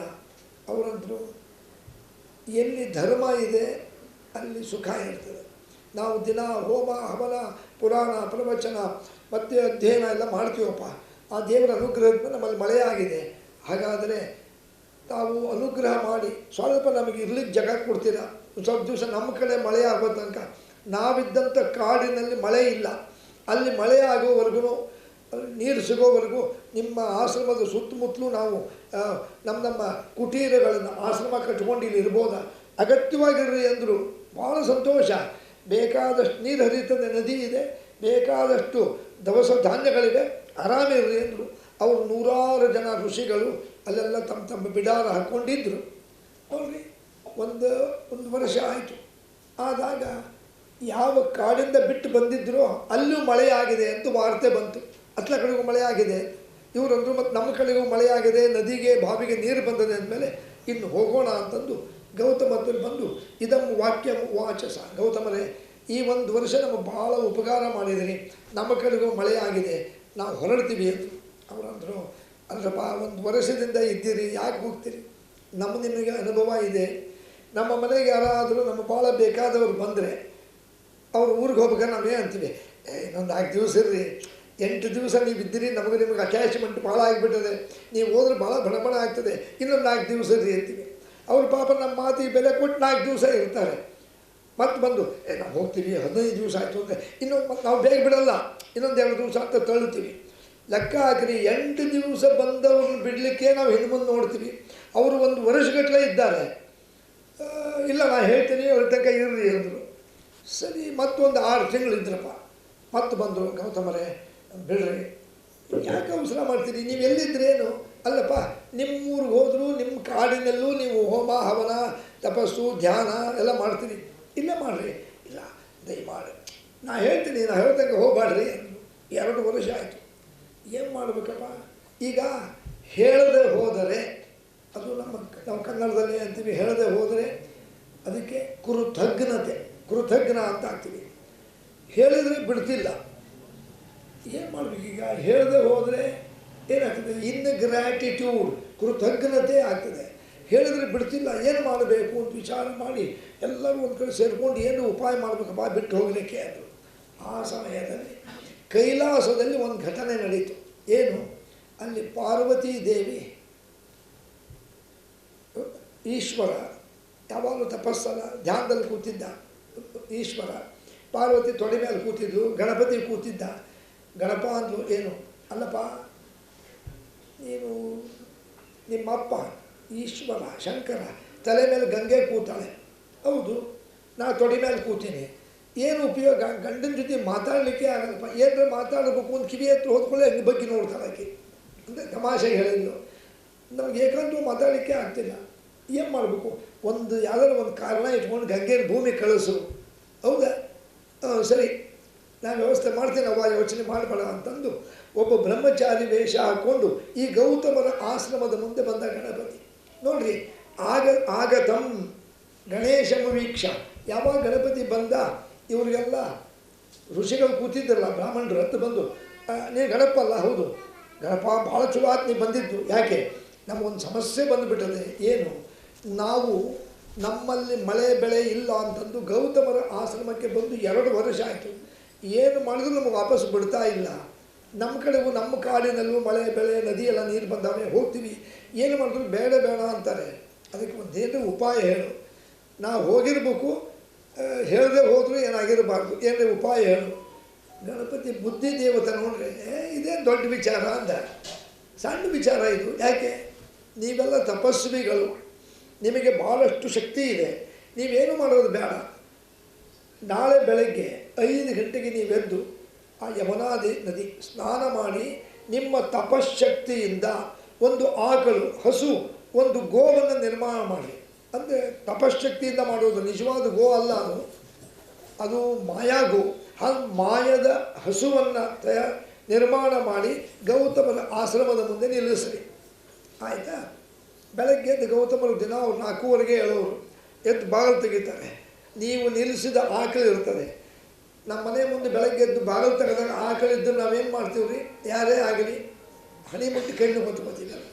ಎಲ್ಲರೂ ಹಂಗೆ ಮಾಡ್ತಾರೆ. ಆಕಳಿದ್ದರೆ ಅದು ಒಳ್ಳೆಯ ದೇವತಾ ಅಂತಂದು ಅದನ್ನು ಮುಟ್ಟಿ ಕಣ್ಣು ಹೊತ್ಕೋತೀವಿ. ಹಾಗೆ ಗೌತಮರು ಆ ಆಕಳನ್ನು ಹಣೆ ಮುಟ್ಟಿ ಕಣ್ಣು ಹೊತ್ಕೋತಾರೆ. ಅವರು ಕೈ ಮುಟ್ಟಿದ ಕೂಡ ಕೆಳಬಿಟ್ಟು ಸತ್ತು ಹೋಗ್ಬೇಕದು. ಯಾಕೆ? ಮಾಯ ಆಕಳಲ್ಲ, ಹಂಗೆ ಮಾಡ್ಬೇಕು ನೀವು. ಗೌತಮರು ಹಿಂಗೆ ಅದನ್ನು ಮುಟ್ಟಿ ಕಣ್ಣಿಗೆ ಹೊತ್ಕೋಬೇಕು ಅಂತ ಮುಟ್ಟಿದ ಕೂಡ ಕೆಳಬಿಟ್ಟು ಸಾಯ್ಬೇಕು. ನೀವೆಲ್ಲ ಬಂದು ಹೇಳ್ರಿ, ಗೌತಮರೇ ನೀವು ಗೋಹತ್ಯೆ ಮಾಡಿರಿ, ಆಕಳನ್ನು ಸಾಯಿಸಿರಿ, ಆಕಳನ್ನು ಸಾಯಿಸಿದರೆ ನಾವಿಲ್ಲಿರಬಾರದು. ಯಾಕೆ ಶಾಸ್ತ್ರ ಹೇಳ್ತದೆ, ಯಕೃತ್ವ ಗವಾಂ ಹತ್ಯ, ಗೋಹತ್ಯೆಯನ್ನು ಯಾರು ಮಾಡ್ತಾರಲ್ಲ ಅವನು ನಮ್ಮ ಎದುರಿಗೆ ಬಂದರೆ, ಗೋಹತ್ಯೆ ಮಾಡಿದ ವ್ಯಕ್ತಿಯನ್ನು ನಾವು ನೋಡಿದರೆ ನಮಗೆ ಎಷ್ಟು ಪಾಪ ಅಂದರೆ ಸ್ಮಶಾನಕ್ಕೆ ಹೋಗಿ ಬಂದಷ್ಟು ದೋಷ. ಗೋಹತ್ಯೆ ಮಾಡಿದವರು ನೋಡಿದರೆ ಸಚೇಲ ಸ್ನಾನಮಾಚರಿ, ಅದೇ ಬಟ್ಟೆ ಮೇಲೆ ಮನೆಗೆ ಹೋಗಿ ಸ್ನಾನ ಮಾಡ್ಬೇಕ್ರಿ. ವಿಚಾರ ಮಾಡಿರಿ, ಗೋಹತ್ಯೆ ಮಾಡಿದವರನ್ನು ನೋಡಿದರೆ ಇಷ್ಟು ಪಾಪ ಅಂದರೆ ಇನ್ನು ಮಾಡಿದವ್ರಿಗೆ ಎಷ್ಟು ದೋಷ.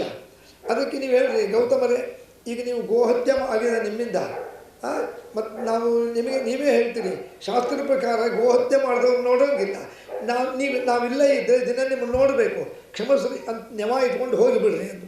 ನೋಡ್ರಿ ಆ ಬ್ರಾಹ್ಮಣರು ವಿಚಾರ ಮಾಡಿದರು, ಹೌದ್ರಪ್ಪ ಹಿಂಗೆ ಮಾಡೋಣ ಅಂತಂದು ಅವತ್ತು ರಾತ್ರಿಯೇ ವಿಚಾರ ಮಾಡಿ ಮಲ್ಕೊಂಡು ಬೆಳಗ್ಗೆ ಜಾವ 3:30-4 ಎದ್ದು ತಮ್ಮ ತಪಶಕ್ತಿಯಿಂದ ಒಂದು ಮಾಯದ ಆಕಳು ಗೋವನ್ನು ಸೃಷ್ಟಿ ಮಾಡಿ ಅವರ ಗೌತಮರ ಆಶ್ರಮದ ಮುಂದೆ ಬಿಟ್ಟರು. ಅಷ್ಟೊತ್ತಿಗೆ ಬೆಳಗಾಯಿತು, ಅವರು ಬಾಗಿಲು ತೆಗೆದ್ರು, ಒಳ್ಳೆ ಆಕಳು ನಿಂತಿತ್ತು. ಪಾಪ ಯಾವ ಬ್ರಾಹ್ಮಣರು ಋಷಿ ಆಕಳು ಬಂದಿದೆ, ಪಾಪ ಅದಕ್ಕೆ ಹುಲ್ಗಿಲ್ಲ ಹಾಕೋಣ ಅಂತ ಬಂದು ಬಗ್ಗೆ ಅದಕ್ಕೆ ಹಣೆ ಮುಟ್ಟಿ ಕೈ ಮುಟ್ಟಿ ಕಣ್ಣಿಗೆ ಬತ್ಕೊಂಡ್ರು. ಅವರು ಮುಟ್ಟಿದ ಕೂಡ ಕೆಳಗೆ ಬಿದ್ದು ವಿಲಿ ಬದ್ದಾಡಿ ಪ್ರಾಣ ಬಿಟ್ಟು ಬಿಡ್ತಾರೆ. ನೋಡ್ರಿ ಋಷಿಮುನಿಗಳೆಲ್ಲ ಅಲ್ಲಿ ಮರದ ಹಿಂದೆ ನಿಂತಿದ್ರು, ಓಡಿ ಬಂದರು. ಗೌತಮರೇ ಯಾಕೆ ಬಿತ್ತು, ಏನಾಯ್ತು? ನಂಗೆ ಗೊತ್ತಿಲ್ಲರಪ್ಪ, ಅದನ್ನು ಮುಟ್ಟಿ ಕಣ್ಣು ಗೊತ್ಕೋಬೇಕು ಅಂತ ಕೈ ಮುಟ್ಟಿದೆ, ಅದರಿಂದಲೇ ಕೆಳಗೆ ಬಿದ್ದು ಸತ್ತು ಹೋಗಿದೆ. ಏನು ಗೌತಮರೇ, ಅಲ್ರಿ ಚಾವಟಿಯಿಂದ ಬಾರುಕೋಲಿಂದ ಹೊಡೆದ್ರೆ ಸಾಯೋದಿಲ್ಲ, ಬರೀ ಕೈ ಮುಟ್ಟಿದ್ರೆ ಸಾಯ್ತದ? ಹಾಗಾದರೆ ಏನೋ ನೀವು ಅದಕ್ಕೆ ಮಾಡಿರಿ, ಒಟ್ಟು ನಿಮ್ಮಿಂದ ಗೋಹತ್ಯೆ ಆಯಿತು, ಕ್ಷಮಿಸ್ರಿ. ಗೋಹತ್ಯೆ ಮಾಡಿದವ್ರ ಹತ್ರ ನಾವು ಇರೋದಿಲ್ಲ. ಹೊರಟೇ ಬಿಟ್ಟರು. ಎಲ್ಲ ತಯಾರಾಗಿ ಕೂತಿದ್ರು ಗಂಟು ಮೂಟೆ. ಇವರು ಅಲ್ಲಿ ಸ್ವಲ್ಪ ತಡೀರಿ ಅಂದರು, ಇಲ್ಲಿಲ್ಲಪ್ಪ ಹೋಗೇ ಬಿಟ್ರು. ಅವ್ರು ಹೋದ ಮೇಲೆ ವಿಚಾರ ಮಾಡಿದ್ರು ಗೌತಮರು. ನೋಡ್ರಿ, ಜೀವನದಲ್ಲಿ ನಮಗಿಂತ ಒಂದು ಪ್ರಸಂಗ ಬರ್ತದೆ, ನಾವು ತಪ್ಪು ಮಾಡಿರೋದಿಲ್ಲ, ಸುಮ್ಮನೆ ನಮ್ಮ ಮೇಲೆ ಅಪವಾದ ಬರ್ತದೆ. ಅಪವಾದ ಬಂದಾಗ ನಾವೇನು ಮಾಡ್ತೀವಿ, ಸಾಮಾನ್ಯರೇನು ಮಾಡ್ತಾರೆ, ಅದಂಗೆ ಯಾರು ಹೇಳಿದರು ನಾ ಮಾಡಿ ನೀನು ಚೆಲ್ಲಿದೆ ಅಂತ ಅದರ ಬಗ್ಗೆ ವಾದ ವಿವಾದ ಶುರುವಾಗ್ತದೆ. ವಾದ ವಿವಾದ ಮಾಡ್ತಾ ಕೂಡಬಾರ್ದು. ನಮಗೆ ಬಂದ ಅಪವಾದವನ್ನು ಮೊದಲು ಪರಿಹಾರ ಮಾಡ್ಕೋಬೇಕು. ಅದಕ್ಕಾಗಿ ಗೌತಮರು ಏನು ಮಾಡಿದರು, ಸರಿ ಅವ್ರು ಹೋಗೋರು ಹೋಗ್ರಿ, ನನಗಂತೂ ಮನೆ ಮುಂದೆ ಆಕಳು ಸತ್ತು ಬಿದ್ದಿದೆ, ನಾನು ಅದನ್ನು ಬದುಕಿಸಬೇಕು, ಯಾಕೆ ನನಗೆ ಗೋಹತ್ಯೆ ಹೋಗಬೇಕು ಅಂತ ತಕ್ಷಣ ಯಮುನಾ ನದಿಯಲ್ಲಿ ಸ್ನಾನ ಮಾಡಿ ಉಗ್ರ ತಪಸ್ಸು, ಅತ್ಯಂತ ಕಠಿಣವಾದ ತಪಸ್ಸನ್ನು ಮಾಡಿದರು. 3 ದಿವಸ ಮಾಡಿದರು. ಈಶ್ವರ ಪ್ರತ್ಯಕ್ಷ ಆದ ಶಂಕರ. ಯಾಕೆ ಗೌತಮರೇ, ಕಿಮತ್ತಂ ತಪಶಾರ್ಥೂಲ ವರಂ ವರಯ ಶೋಭನ, ಯಾಕೆ ತಪಸ್ಸು ಮಾಡಿದ್ರಿ, ಏನು ವಿಚಾರ, ಏನು ಬೇಕು? ಏನಿಲ್ಲ, ಮತ್ತೆ ನಮ್ಮ ಮನೆ ಮುಂದೊಂದು ಆಕಳು ಸತ್ತು ಬಿದ್ದಿದೆ. ಹೌದು, ಅದನ್ನು ಬದುಕಿಸಬೇಕು. ಸುಮ್ಮನೆ ಬದುಕಿಸೋದಲ್ಲ, ನಿನ್ನ ತಲೆ ಮೇಲೆ ಗಂಗೆ ಇದ್ದಾಳಲ್ಲ, ಭೂಮಿಗೆ ಕಳಿಸಿ ಆ ಆಕಳು ಬದುಕಿಸಬೇಕು. ಅಷ್ಟೇ ಅಲ್ಲ, ನೀನು ಕಳಿಸಿದ ನೀರು ನದಿ, ಗಂಗಾ ನದಿ ಭೂಮಿಗೆ ಬಂದು ಆ ಆಕಳನ್ನು ಸುತ್ತುವರಿಬೇಕು. ಮುಂದೆ ಅದು ನದಿ ಇಲ್ಲೇ ಹರಿಬೇಕು ಭೂಲೋಕದಲ್ಲಿ. ಯಾಕೆ, ನಮ್ಮಂತೆ ಗೊತ್ತಿದ್ದೋ ಗೊತ್ತಿಲ್ಲದೆ ಯಾರಾದರೂ ಗೋಹತ್ಯೆ ಮಾಡಿದರೆ ನೀನು ಕಳಿಸಿದ ಗಂಗಾ ನದಿಯಲ್ಲಿ ಸ್ನಾನ ಮಾಡಿದರೆ ಆ ಗೋಹತ್ಯೆ ಪರಿಹಾರ ಆಗಬೇಕು ಅಂದಾಗ ಆಯಿತು ಗೌತಮರೇ. ಗಂಗಾ ಒಂದು ರೂಪದಿಂದ ಭೂಲೋಕಕ್ಕೆ ಹೋಗಿ ಆ ಆಕಳು ಬದುಕಿಸಿ ನೀ ಅಲ್ಲೇ ಹರಿ. ಸಂಸ್ಕೃತದೊಳಗೆ ಆಕಳಿಗೆ ಗಾಮ್ ಅಂತಾರೆ. ಆಕಳಿಗೆ ಸುತ್ತಲೂ ನೀರು ಬಂದರೆ ಅದ ನೋಡ್ರಿ, ಗಾಮ್ ಅದಾವರಿ ಅಂದರೆ ಆಕಳನ್ನು ಸುತ್ತುವರೆದ ನೀರು. ಗಾಮ್ ಅದಾವರಿ ಇತಿ ಅವಳೇ ಗೋದಾವರಿ ನದಿ. ಅದಕ್ಕೆ ಗೋದಾವರಿ ಬೇರೆ ಅಲ್ಲ, ಗಂಗಾ ಬೇರೆ ಅಲ್ಲ. ಗಂಗೆನೇ ಮೊದಲಿಗೆ ಬಂದವಳೇ ಗೋದಾವರಿ. ನಿಮಗೆ ಗೊತ್ತಿದೆ, ಇವತ್ತು ನಾಸಿಕ್ ಅಲ್ಲೆಲ್ಲ ಹರಿತದೆ ಗೋದಾವರಿ, ಅದಕ್ಕೆ ಹೆಸರು ಗೋದಾವರಿ ಅಂತ. ಇವತ್ತು ಗೋದಾವರಿ ನದಿಯಲ್ಲಿ ನಾವು ಭಕ್ತಿಯಿಂದ ಸ್ನಾನ ಮಾಡಿದರೆ, ಗೊತ್ತಿರ್ತೋ ಗೊತ್ತಿಲ್ಲದೆ ನಮ್ಮಿಂದ ಆಕಳಿಗೆ ಹಿಂಸೆ ಆಗಿದ್ದರೆ, ಯಾರಾದರೂ ಗೋಹತ್ಯೆ ಮಾಡಿದರೆ ಪರಿಹಾರ ಆಗ್ತದೆ. ಅದಕ್ಕೆ ಗೋದಾವರಿ. ನೋಡ್ರಿ, ಇದೇನೋ ಬದುಕಿತು, ಆಕಳು ಎದ್ದು ನಿಂತ್ಕೊಳ್ತು, ಆ ಗೋದಾವರಿ ನೀರು ತಾಕಿತ್ಕೊಳ್ಳಿ ಎದ್ದು ಅಟ್ಲಾಕ್ಟ್ ನೋಡಿ ಮುಂದೆ ಹೋಗಿ ಮಾಯ ಆಗಿಬಿಡ್ತು. ಅಂದರೆ ಗೌತಮರಿಗೆ ಗೋಹತ್ಯೆ ಪರಿಹಾರ ಆಯಿತು. ಆಗ ವಿಚಾರ ಮಾಡಿದರು. ಇವರೆಲ್ಲ ಬ್ರಾಹ್ಮಣರು, ಜಂಗಮರು, ಜೋಗಿಗಳು, ಋಷಿಗಳು ಬಂದು ನಮ್ಮಲ್ಲಿ 2-3 ವರ್ಷ ಇದ್ದು ನಮಗೇನು ತಪ್ಪು ಮಾಡಿವಪ್ಪ ಅವ್ರಿಗೆ? ಅಲ್ಲಿ ಆಶ್ರಯ ಕೊಟ್ಟಿವಿ, ಆಶ್ರಮ ಕೊಡಲಿ, ಜಾಗ ಕೊಟ್ಟಿವಿ, ದವಸ ಧಾನ್ಯ ಕೊಟ್ಟಿವಿ, ನೀರಿದೆ, ನಾವೇನು ಕೇಳಿದ್ವಾ? ದುಡ್ಡು ಏನೂ ಕೇಳಿಲ್ಲಪ್ಪ. ಆರಾಮಾಗಿ ಇರ್ರಿ ಅಂದರೆ ಉಪಕಾರ ಮಾಡಿದ್ರೆ ನನಗವರು ಅಪಕಾರ ಮಾಡಿ ಹೋದರು. ಇದು ಕಲಿಯುಗದ ಧರ್ಮ. ಇನ್ನೂ ಕಲಿಯುಗ ಬಂದಿಲ್ಲ, ಈಗಲೇ ಅವರು ನನಗೆ ಮೋಸ ಮಾಡಿ ಅನ್ಯಾಯ ಮಾಡಿದರು ಅಲ್ಲ. ಕಲಿಯುಗದ ಧರ್ಮ ಏನು? ಮೋಸ ಉಪಕಾರ ಮಾಡಿದವರಿಗೆ ಅಪಕಾರ ಮಾಡೋದು, ಸಹಾಯ ಮಾಡಿದವರಿಗೆ ಮೋಸ, ಆಶ್ರಯ ಕೊಟ್ಟವರಿಗೆ ದ್ವೇಷ ಮಾಡೋದು, ನಮಗೆ ಅನುಕೂಲ ಮಾಡಿಕೊಟ್ಟವರಿಗೆ ಅನಾನುಕೂಲ ಮಾಡುವುದು ಕಲಿಯುಗದ ಧರ್ಮ ಅಲ್ಲ. ನಾವು ಪ್ರಪಂಚದಲ್ಲಿ ನೋಡ್ತೀವಿ, ತಂದೆ ತಾಯಿಗಳು ನಮಗೆ ಊಟ ಉಪವಾಸ ಇದ್ದು ಖರ್ಚು ಮಾಡಿ ಚೆನ್ನಾಗಿ ವಿದ್ಯಾಭ್ಯಾಸ ಮಾಡಿಸಿ ಒಳ್ಳೆ ಕೆಲಸ ಕೊಡಿಸಿ ಒಳ್ಳೆ ಮದುವೆ ಮಾಡಿ ಬಿಟ್ಟಿರ್ತಾರೆ. ಮದುವೆ ಆದ ಕೂಡಲೇ ಕ್ಷಮಿಸಬೇಕು. ಎಲ್ಲರೂ ಅಲ್ಲ, ಭಾಳ ಜನ ಮದುವೆಯಾಗಿ ಸ್ವಲ್ಪ ದಿವಸ ಆದ ಕೂಡಲೇ ಮಕ್ಕಳು ಅಪ್ಪ ಅಮ್ಮನಿಗೆ ಅಂತಾರೆ, ಅಪ್ಪ ಅಮ್ಮ ಬರೀ ನನ್ನ ಮನೆಗೆ ಯಾಕೆ, ಅಣ್ಣನ ಮನೆಗೆ ಹೋಗ್ರಿ ಸ್ವಲ್ಪ ದಿವಸ, ಇಲ್ಲೇ ಇರಬೇಕು ಅಂತೇನು ನೀವು? ಅಲ್ಲಿ ಹೋದ್ರೆ ಅಣ್ಣ ಅಂತಾನೆ, ಇಲ್ಲಿ ಚಳಿ ಬಂದ್ರಿ, ನೀವು ಅಲ್ಲೇ ಹೋಗ್ರಿ. ಅವನು ಪಾಪ ಅಪ್ಪ ಅಮ್ಮ ಎಲ್ಲೋ ಹೋಗ್ಬೇಕ್ರಿ, ಹಂಗಾರೆ ಮಕ್ಕಳೇ ಇಟ್ಕೊಳ್ತಿದ್ರಿ ಎಲ್ಲೋ ಹೋಗ್ಬೇಕು. ಅದಕ್ಕೆ ಎಷ್ಟು ಅರ್ಥ ಇದೆ ಅವರಿಂದ. ಇವರು ನನ್ನಿಂದ ಉಪಕಾರ ಹೊಂದಿ ನಮ್ಮಲ್ಲಿ ಆಶ್ರಯ ಪಟ್ಟು ನನಗೆ ಹೋಗೋ ಮುಂದೆ ಸುಮ್ಮನೆ ಹೋಗೋದು ಬಿಟ್ಟು ನನಗೆ ಗೋಹತ್ಯೆಯನ್ನು ತಲೆ ಕಟ್ಟಿ ಹೋಗ್ಯಾರೆ. ಛೇ ಇವರು ಉಪಯೋಗ ಇಲ್ಲ, ಇವರು ಸ್ವಾರ್ಥಿಗಳು ಅಂತಂದು ಸಿಟ್ಟು ಬಂದು ಶಾಪಾನೆ ಕೊಟ್ಟು ತಿರೋಭೂಯ ತೇಷಾಂ ಜ್ಞಾನಂ, ಅವರ ಜ್ಞಾನ ವಿಪರೀತ ಜ್ಞಾನ ಆಗಲಿ, ಅನರ್ಥವಾದ ಜ್ಞಾನ ಆಗಲಿ ಅಂತ ಶಾಪ ಕೊಟ್ಟುಬಿಟ್ರು. ನೋಡ್ರಿ, ಗೌಸಮಶ್ಚ ಋಷೇ ಶಾಪಾತ್ ಜ್ಞಾನಾತ್ವ ಜ್ಞಾನತೋಂಗತ. ಶಾಪ ಕೊಟ್ಕೊಳ್ಳೆ ಏನಾಯ್ತು ರೀ, ಇಲ್ಲಿಂದ ಎಲ್ಲ ಹೋಗಿದ್ರಲ್ಲ ಋಷಿಗಳು ಮುನಿಗಳು ತಮ್ಮ ಕಾಡಿಗೆ ತಮ್ಮ ಆಶ್ರಮದಲ್ಲಿ ಶಾಪ ತಾಕಿತ್ತು. ನೋಡ್ರಿ, ಶಾಪ ತಾಕಿದ ಕೂಡಲೇ ಅವ್ರಿಗೆ ಏನಾಯ್ತಪ್ಪ ಅಂದರೆ ತಲೆ ಕೆಟ್ಟೋಯ್ತು. ಅಂದರೆ ಎಲ್ಲಿದ್ದಾನೆ ದೇವರು, ನಾವು ಯಾಕೆ ಹೋಮ ಮಾಡ್ತೀವಿ, ಎಲ್ಲಿದ್ದಾರೆ ಶಾಸ್ತ್ರ, ಏನಿದು ಪುಸ್ತಕ ಅಂತಂದು ದೇವರ ಪೆಟ್ಟಿಗೆ ಎಲ್ಲ ಕಟ್ಟಿಟ್ರು, ತಮ್ಮ ಡಬ್ಬೆ ಒಳಗೆ ಹಾಕಿ ಬಾವ್ಯಾಗ ಹಾಕಿಬಿಟ್ರು. ಎಲ್ಲಿ ದೇವರಲ್ಲಿದ್ದಾನೆ, ಆಗಲಿಲ್ಲ, ಹೋಗಲಿಲ್ಲ. ನೋಡಿರಿ ಶಾಪದ ಎಫೆಕ್ಟ್ ಹೆಂಗಾಯ್ತು. ಆಮೇಲೆ ಗ್ರಂಥ ಪುಸ್ತಕ ಇದ್ದವಲ್ಲ ಅದನ್ನು ಕಟ್ಟಿ ಅಟ್ಟದ ಮೇಲೆ ಎಸ್ತು ಬಿಟ್ರು, ಉಪಯೋಗ ಇಲ್ಲ. ಅಲ್ಲಿಗೆ ಗ್ರಂಥವನ್ನು ಓದೋದು ಬಿಟ್ಟರು, ಪಾರಾಯಣ ಪ್ರವಚನ ಬಿಟ್ಟರು, ದೇವರ ಪೂಜಾ ಬಿಟ್ಟರು, ಸ್ನಾನ ಸಂಧ್ಯಾವಂದನೆ ಬಿಟ್ಟರು, ಅನುಷ್ಠಾನ ಬಿಟ್ಟರು, ಜಪತಪ ಬಿಟ್ಟರು. ಹೌದ್ರಪ್ಪ, ನಿಷ್ಠರು, ಜ್ಞಾನಿಗಳು, ಜಂಗಮರು, ಯೋಗಿಗಳು ಎಲ್ಲರೂ ಧರ್ಮ ಬಿಟ್ಟರು. ತೊಂದರೆ ಯಾರಿಗೆ? ಅವರಿಗೆ ತೊಂದರೆ ಇರಲಿ, ಈಗ ಸದ್ಯಕ್ಕೆ ತೊಂದರೆ ಆಗೋದು ಯಾರಿಗೂ? ದೇವತೆಗಳಿಗೆ ನಾವು ದಿನ ಪೂಜಾ ಮಾಡಿ ಅರ್ಘ್ಯ ಪ್ರದಾನ ಮಾಡುವುದರಿಂದ, ಹೋಮಕುಂಡದಲ್ಲಿ ಹೋಮ ಮಾಡೋದರಿಂದನೇ ದೇವತೆಗಳಿಗೆ ಆಹಾರ. ಎಲ್ಲ ಬಿಟ್ಟುಬಿಟ್ರಲ್ಲ, ಹೋಮ ಇಲ್ಲ, ಅವನಿಲ್ಲ, ಜಪ ಇಲ್ಲ, ಅರ್ಘ್ಯ ಇಲ್ಲ, ಸ್ತೋತ್ರ ಇಲ್ಲ, ಮಂತ್ರ ಇಲ್ಲ, ನೈವೇದ್ಯ ಇಲ್ಲ, ಏನೂ ಇಲ್ಲ. ದೇವತೆಗಳು ಹಾಹಾಕಾರ ಮಾಡಲಿಕ್ಕೆ ಹತ್ತಿದ್ರು, ಎಲ್ಲ ಓಡಿದ್ರು ಕೈಲಾಸಕ್ಕೆ. ಮಹಾದೇವ ಏನು ಭೂಲೋಕದ ಜನ ಎಲ್ಲ ಧರ್ಮ ಬಿಟ್ಟಾರೆ, ನಮಗೆ ಆಹಾರ ಇಲ್ಲಂಗಾಗಿದೆ. ಹೌದಾ? ಬ್ರಹ್ಮಲೋಕಕ್ಕೆ ಹೋಗ್ಬರ್ರಿ. ಬ್ರಹ್ಮದೇವರು ಅಂದರು, ನನಗೆ ಗೊತ್ತಾಗಿದೆ ಇದಕ್ಕೆ ಪರಿಹಾರ ಅಂದರೆ ನಾವು ನಾರಾಯಣ ಹತ್ರೇ ಹೋಗಬೇಕು. ವೈಕುಂಠಕ್ಕೆ ಬಂದರು. ತತ್ವದುಷ್ಟ್ವಾ ಜಗನ್ನಾಥಂ ದೇವಂ ನಾರಾಯಣಂ ಮನು. ಅಲ್ಲಿ ಬಂದು ಪರಮಾತ್ಮ ಭೂಲೋಕದ ಜನ ಎಲ್ಲ ಧರ್ಮ ಬಿಟ್ಟಾನೆ, ಇದರಿಂದ ದೇವತೆಗಳಿಗೆ ಆಹಾರ ಇಲ್ದಂಗಾಗಿದೆ, ಅನುಗ್ರಹ ಮಾಡುವಂದಾಗ ನಾರಾಯಣ ಅಂದ ನನಗೆಲ್ಲ ಗೊತ್ತಿದೆ, ಇದಕ್ಕೆ ಬೇರೆ ಉಪಾಯ ಇಲ್ಲ, ನಾನೇ ಅವತಾರ ಮಾಡ್ತೀನಿ, ನಾನೇ ಅವತಾರ ಮಾಡಿ ಮತ್ತು ಧರ್ಮ ಜಾಗೃತಿ ಮಾಡ್ತೀನಿ. ಇದನ್ನೇ ಕೃಷ್ಣ ಗೀತೆ ಒಳಗೆ ಹೇಳ್ಯಾನ ನೋಡ್ರಿ. ಯದಾ ಯದಾ ಹಿ ಧರ್ಮಸ್ಯ ಗ್ಲಾನಿರ್ಭವತಿ ಭಾರತ ಅಭ್ಯುತ್ಥಾನಮ ಧರ್ಮಸ್ಯ ತದಾತ್ಮಾನಂ ಸೃಜಾಮ್ಯಹಂ. ಯಾವಾಗ ಧರ್ಮದ ಅವನತಿ ಆಗ್ತದೆ, ಅಧರ್ಮ ಏಳಿಗೆ ಆಗ್ತದೆ, ಆಗ ನಾನು ಧರ್ಮ ಸ್ಥಾಪನೆಗಾಗಿ ಮತ್ತೆ ಅವತಾರ ಮಾಡ್ತೀನಿ ಅಂತಂಬೋ ದೃಷ್ಟಿಯಿಂದ ದೇವರು ವಿಚಾರ ಮಾಡಿದ. ಎಲ್ಲಿ ಮಾಡಬೇಕಪ್ಪ ಅವತಾರ, ಎಲ್ಲಿ ಬೇಕಲ್ಲಿ ಮಾಡಲ್ರಿ ದೇವರು, ಕಾಯ್ತಾ ಇದ್ದ ಎಲ್ಲಿ ಮಾಡೋಣ ಅಂತ. ಅದೇ ಹೊತ್ತಿನಲ್ಲಿ ಏನಾಗಿದೆ, ಭೂಲೋಕದಲ್ಲಿ ಒಬ್ಬ ಋಷಿ ಪರಾಶರರು ಅಂತ ದೇವರಂದ. ಈ ಪರಾಶರರು ಯಾರವರು? ಪರಾಶರರು ಎಂಬುವರು ಶಕ್ತಿ ಎಂಬ ಋಷಿಗಳ ಮಕ್ಕಳು. ಶಕ್ತಿ ಋಷಿಗಳು ಯಾರ ಮಕ್ಕಳು? ಅವರು ವಸಿಷ್ಠ ಋಷಿಗಳ ಮಕ್ಕಳು. ವಸಿಷ್ಠ ಋಷಿಗಳು ಯಾರ ಮಕ್ಕಳು? ಬ್ರಹ್ಮದೇವರ ಮಗ. ನಾರಾಯಣನ ಮಗ ಬ್ರಹ್ಮ, ಬ್ರಹ್ಮನ ಮಗ ವಸಿಷ್ಠರು, ವಸಿಷ್ಠರ ಮಗ ಶಕ್ತಿ ಋಷಿಗಳು, ಶಕ್ತಿ ಋಷಿಗಳ ಮಗ ಪರಾಶರ. ಒಂದು 20-25 ವರ್ಷದ ಪರಾಶರರು. ಅವರು ಕೂತಾಗ ನಿಂತಾಗ ನಾರಾಯಣ ನಾರಾಯಣ ವಿಷ್ಣು ಅಂತ ಜಪ. ಏನು ಕೇಳ್ತಿದ್ದ ಪರಮಾತ್ಮ? ನನಗೆ ನಿನ್ನಂಥ ಮಗ ಬೇಕು, ನಿನ್ನಂಥ ಮಗ ಬೇಕು ಅಂತ ಹಗಲೆಲ್ಲ ದೇವರನ್ನೇ ಜಪ ಮಾಡ್ತಿದ್ದ. ದೇವರಂದ ಈ ಪರಾಶರ ಋಷಿ ಕೂತಾಗ ನಿಂತಾಗ ನನ್ನಂಥ ಮಗ ಬೇಕು, ನನ್ನಂಥ ಮಗ ಬೇಕು ಅಂತಾನೆ. ನನ್ನಂಥವ್ನು ಎಲ್ತಿರಲಿ, ನಾನೇ ಅವತಾರ ಮಾಡಬೇಕು ಅಂತ ಕಾಯ್ತಾ ಇದ್ದ.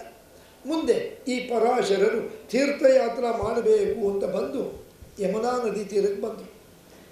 ಯಮುನಾ ನದಿ ತೀರಕ್ಕೆ ಬಂದಾಗ ಅಲ್ಲಿ ದೋಣಿ ನಡೆಸೋರು ಯಾರಿದ್ದಿಲ್ಲ. ನೋಡಿ, ಪರಿವೀಕ್ಷ ಇತಸ್ತತ ಅಟ್ಲಾಟ ನೋಡಿದ್ರು. ಅಲ್ಲೊಬ್ಬ ಹುಡುಗಿ ನಿಂತಿದ್ದರು. ಹತ್ತಿರ ಅವರು ಭಾರಿ ದೃಢ ಬ್ರಹ್ಮಚಾರಿಗಳು. ಸ್ತ್ರೀಯರನ್ನು ಕಣ್ಣಿಂದ ನೋಡ್ತಿದ್ದಿಲ್ಲ, ಮಾತೇ ಆಡ್ತಿದ್ದಿಲ್ಲ. ಹೆಂಗಸರ ಹತ್ರ ನಿರ್ವಾಯಿದಲ್ಲ. ಹತ್ತಿರ ಬಂದು ಇತ್ಲ ನೋಡಿಕೊಂಡು, ಏನಮ್ಮ ಕನ್ನೆ ಹುಡುಗಿ, ನಾನು ದೋಣಿ ದಾಟಬೇಕು, ನಿಮ್ಮ ಅಪ್ಪ ಇರಲಿ. ಇಲ್ಲರಿ, ಅವರು ಎಲ್ಲೋ ಸಂಚಾರಕ್ಕೆ ಹೋಗ್ಯಾರ, ಅವ್ರು ಇಲ್ಲ. ಮತ್ತು ನಾನು ದಾಟಬೇಕು, ನದಿ ದಾಟಬೇಕು, ನಾನೇ ದಾಟಿಸ್ತೀನಿ ಅಂದರು. ಇಲ್ಲ, ಹೆಂಗಸರ ಜೊತೆ ನಾನು ಬರಲ್ಲ ಅಂದರು. ಹಾಗೆ ಹೆಂಗಸರ ಜೊತೆ ಬರಲಿದ್ರೆ ನಮ್ಮ ಅಪ್ಪ 3 ದಿವಸ ಆಗ್ತದೆ, ಇಲ್ಲ ದಂಡಿ ಮೇಲೆ ಕೂಡ್ತೀರಾ? ಸರಿ ಆಯ್ತು ಬಾ. ಹಿಂದಿನ ಕಾಲ ದೋಣಿ ಅಂತ ಈಗಿದ್ದಂಗೆ ಇರ್ತಿದ್ದಿಲ್ಲ ರೀ. ಒಂದು ಬುಟ್ಟಿ, ಹರಿಗೋಲು ಅಂತಾರೆ, ಈ ಬುಟ್ಟಿ ಇದ್ದಂಗೆ ಇರ್ತದೆ ಕೊಪ್ಪರಿಗೆ. ಅದು ಸಣ್ಣ ಬುಟ್ಟಿ. ಅವಳು ಕೂಡ್ರಿ ಅಂದರು. ಇವ್ರಿಗೆ ಒಂಥರ ಹೆಂಗಸರನ್ನು ನೋಡ್ಲಿದ್ದ ವ್ಯಕ್ತಿ ಹೆಂಗಸರ ಮುಂದೆ ಕೂಡ್ಬೇಕಾಯ್ತಲ್ಲ.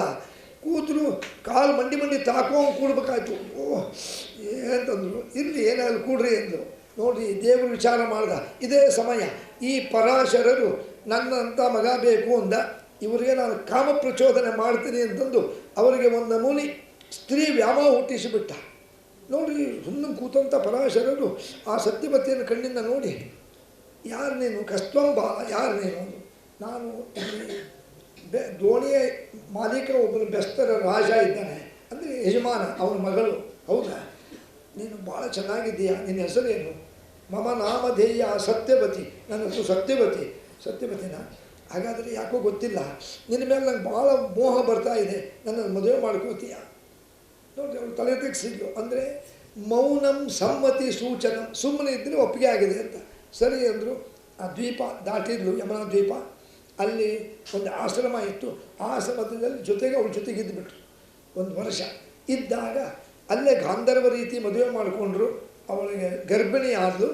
ಆಗ ನೋಡಿದ ದೇವರು, ಇದೇ ಸಮಯ, ಇದೇ ಪರಾಶರರು ನನ್ನಂಥ ಮಗ ಬೇಕು ಅಂತಿದ್ದ, ನಾನೇ ಇವರು ಹೊಟ್ಟೆಯಲ್ಲಿ ಪ್ರವೇಶ ಮಾಡ್ತೀನಿ ಅಂತ ಅವರು ಪರಾಶರರಲ್ಲಿ ಪ್ರವೇಶ ಮಾಡಿ ಅವರಿಂದ ಆ ಸತ್ಯವತಿಯ ಗರ್ಭವನ್ನು ಸೇರಿಕೊಂಡ್ರು.